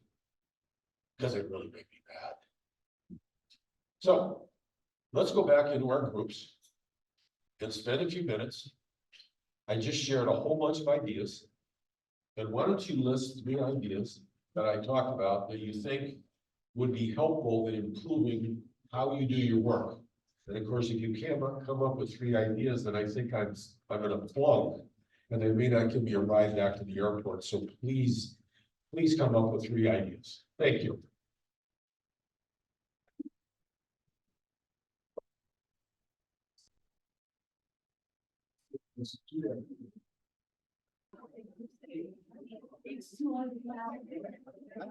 So why don't we come back together? Clap once to get in my voice. You know the drill, clap twice. Now what? We're supposed to clap 3 times. Okay, good, good. Okay. So here we are. What ideas have been presented that might give you some additional tools to the work that you're trying to do to win people back to the truth and more civil conversations? Basically, winning them back to disinformation. I hope you got something out of this, otherwise it's been a thunder failure. Yes. Touching hearts and building trust. Touching hearts, maybe you can come over here and do ideas. Touching hearts and building trust. Why don't you just say a couple more sentences about why you think that's important? We talked about feelings and touching the heart is getting people to see that you can them and they value back. And then building that trust and then having to continue to maintain that. Okay. So it's building human connection with people that is so hard to do when you're an enemy of mine. Yep. Is that fair? Yes. Yeah, I think going along with that, you know, not giving up on people, because I get into occasionally debates. If I found out that somebody voted for Trump twice, I'm just never gonna talk to them again. Like, I can see it twice. I feel like that I'd be better off pushing them off the cliff. But sometimes there's people I care about or that we work with, or that, you know, we're organizing them for some reason. So you have to be better at not giving up on them, because people do come out of these things and they have to deal. And you know, you should be able to, you know, in that space to help us. Good. Yeah, you know, or another tool is finding out that I'm not maybe the right person. Okay. Okay. So being persistent, not giving up on people. Oh, you already wrote it down. Good work. Thank you. Who else? What are some other things that people came up with or that sort of what aha moments like, oh my gosh. Oh, no. Oh, sorry.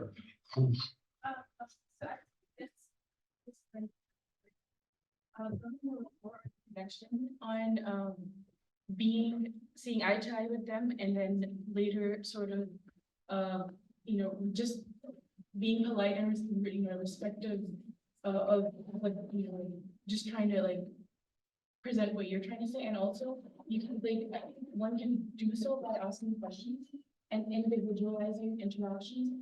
What I mean by that is sort of building, like, sort of making one realize that, they are sort of seeing, but what they are sort of, like collecting wherever, whatever their source might be, it is, not only wrong, but like also, this can further sort of harm, like you said earlier, poisoning the minds and like sort of manipulation of not only younger generations, but like, people that are already present over there.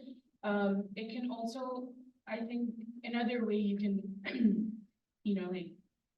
something that can help with improving with, misinformation is reconsidering when you're seeing information on social media.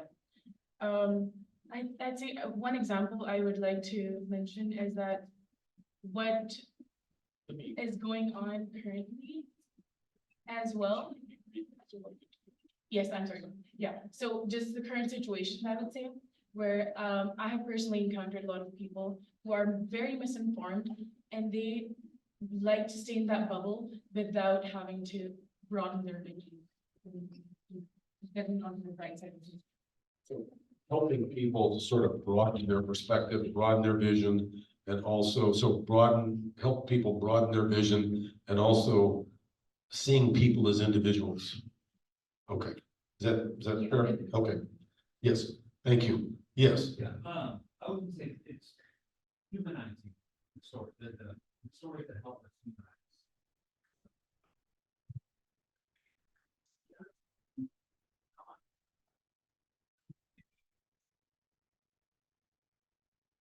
So humanizing ourselves using our own personal stories.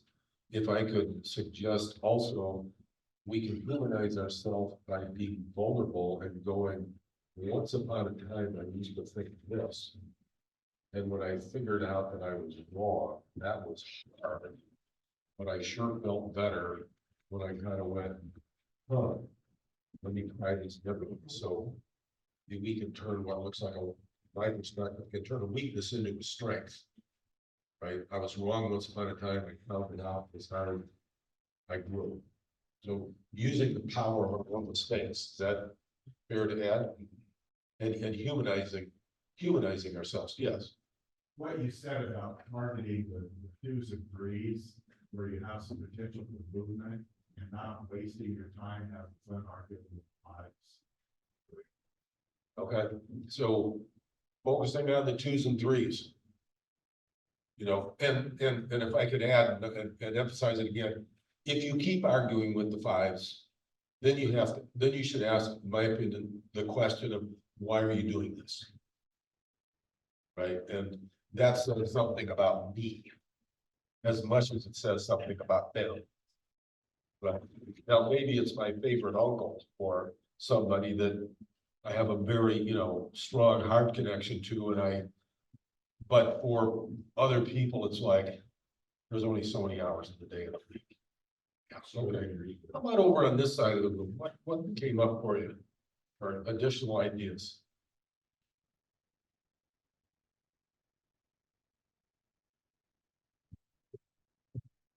Make sure you have the facts. Don't have credible resources. Have less biases, so pushing past fear. Response evidence appearing real, which is what you kind of saying with your presentation, is disinformation and misinformation on purpose. And get clarification. So you are telling me, you hear them and then reflect. Let's see if I can paraphrase that to make sure I understood what you said. So when somebody says something, asking clarifying questions of, did you mean this or did you mean that? And if you meant that, why does that appear to be why do you believe that? You know, in a non-confrontational, draw them out, so you got more information. You're engaging, and they're also getting a chance to feel like they're being heard and respected, which so many people don't feel like. And I guess that last point to that was realizing that it doesn't take away from you. And then, Were you able to capture that? Okay, thank you. Other, okay. Oh, I never give the microphone away. I learned this a long time ago. Then they won't give it back. We did talk about focusing your energy on who you can, but just the point, this is my personal thing, is the taking care of yourself. That phrase that you can't fill a cup when yours is empty. So that's a point that I have to try to work on for myself. I can't keep giving if I don't have any left to give, so making sure you're taking care of yourself along the way. So if I could amplify that, taking care of ourselves, but taking care of each other and being supportive of each other. Because who wants to be around somebody who feels like they're chronically strung out? Like, oh my God, here she comes again. Can we get around the corner? She may not notice us, right? And so this is a long process. We're trying to build a better world. And a better world can't be built if we're all completely emotionally strung out and don't have the bandwidth to love ourselves and love each other. Is that fair? Okay, so taking care of ourselves and taking care of each other in this long process that we're engaged in here, really for the rest of our lives. Other thoughts or comments? You know, there's a door prize if you give 3 more after this point in time. Nobody wants a door prize. Note that down. Oh. I was encouraged by the idea that we should be encouraged that in the end, the truth will win. Right. Yeah. The encouragement that in the end, the truth will win. Yeah.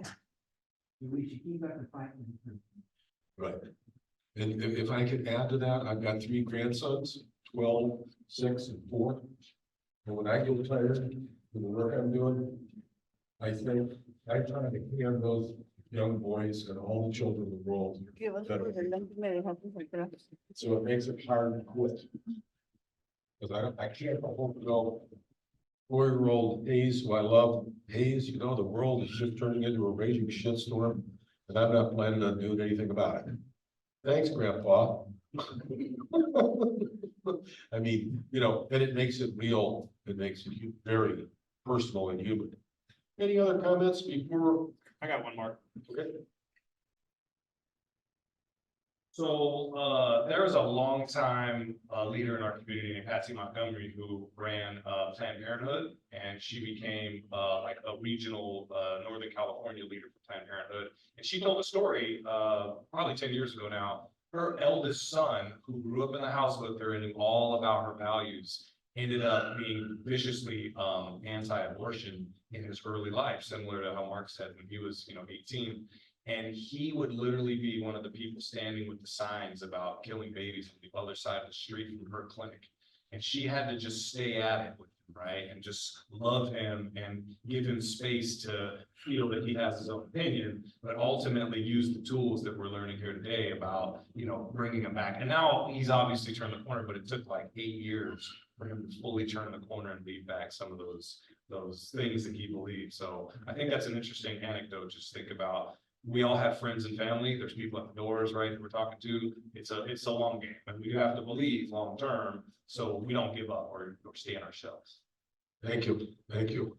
One of my slogans is, nothing good ever came easy. And every one of the rights that we enjoy in this country, none of them were given to us. People like us in previous generations stood up and said, we're not going to take this anymore. This is wrong, and we're going to do something about it. And to take the long view. Thank you very much, and you can go ahead and sit down.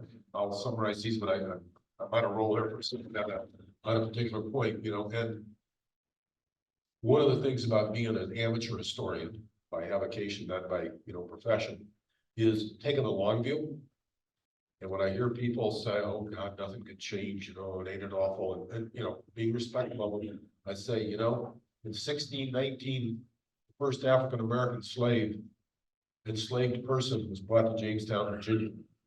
And we had slavery in the United States for 246 years. A total abomination. No justification, in my opinion, at all for that. Unbelievably inhumane. Every generation, there were people who stood up and said, we need to end slavery. That's 10 generations worth. The first 8 generations were all dead before slavery ended. But were they right or were they wrong in their time and place to stand up and say, we're going to try and do something about this? And the answer is always yes. And so after 10 generations, we finally destroyed the institution of slavery in the United States. We didn't end institutional racism, okay? Still working on it 160 some years later. But we won that battle. And so to remind ourselves, here we are in this day and time, and whatever issue we hold close to our hearts about injustice, it should end, whether it's growing a labor movement or ending mistreatment of immigrants or whatever the issue is, we're on the right side of history. And we may not win everything we want to win in our time, but eventually we will prevail. Because we got rid of slavery. We got free public education, which was a dream starting, you know, centuries ago. It's not perfect. It needs to be better. Women got the right to vote. Women got the right to abortion. It's being attacked. But you go through list after list after list. When I was a kid, if somebody had said that someday there will be gay marriage, legal gay marriage, I would go, well, what are you talking about? I mean, out of my ignorance. And in my lifetime, it went from like a dream of a few people to it is a reality in the United States. Okay. And so we should take those lessons of history and go, we're on the right side of history. We're marching in the right direction, and we're going to get there. We don't know how long it will take. But the more people we bring to the game, the more we're driven by a fierce but kind love, we will prevail. So what did we get out of this? Touching hearts and building on trust, being persistent, reconsidering when to see information on social media, see people as individuals. They're not cardboard posters. They're real people. Humanizing our stories and showing our humanity, focusing on the 2s and 3s, being strategic with our time and energy. Pushing past the fear, oh God, this is going to be hard, do it anyway. Forgive yourself when you don't have the strength to do it, because we're not perfect. And take care of ourselves so that we're creating a loving community that supports each other across all of our diversity, and see that our diversity is a strength and not a weakness. Nothing good ever came easy. Oh, that's how to use that quote. You were supposed to laugh, never mind. Okay, keep pushing for the long view. Don't give up on people, building connections, asking questions, helping people broaden their perspectives, and winning you. Okay, so I want to close, you know, with just a few comments, and that is that, as I said earlier, we live in a world that is polluted by disinformation and the resulting disinformation. We cannot stop that pollution, but we can be a lot smarter and a lot more effective in winning people away from it. But we have to sort of, in my opinion, commit ourselves and go, this is part of living in 2024 America and moving forward. And understanding the system that we're combating increases the likelihood we'll be effective. And we can keep learning and sharing the skills that we already have, but we're also discussing today. So I want to say it's been great working with you. We can do this. The future is ours. We have to believe that it is ours.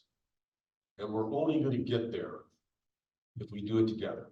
And I want to leave with a final metaphor. A lot of people used to talk about the American people being a melting pot. Okay. And to me, a melting pot is like a blender.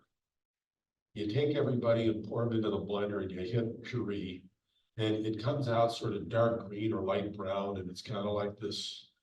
Do I really want to drink this? Okay, I don't like that. The metaphor I like is a salad, where all the fruits and vegetables are allowed to retain their size, their shape, their color, their texture, their taste, and their smell. And they are drawn together by a salad dressing of love and mutual respect. So I want an American salad, where everybody who's part of the salad could be who they are and probably be part of it and know that they are contributing to the greatest meal this country has ever had. In Canada, it's called the Canadian tapestry, where they weave together all of the different strands of who lives in Canada. So thinking of metaphors about who are we and what we want to be, to me, that's in part what this workshop is all about. So thank you very much, and let's get some food.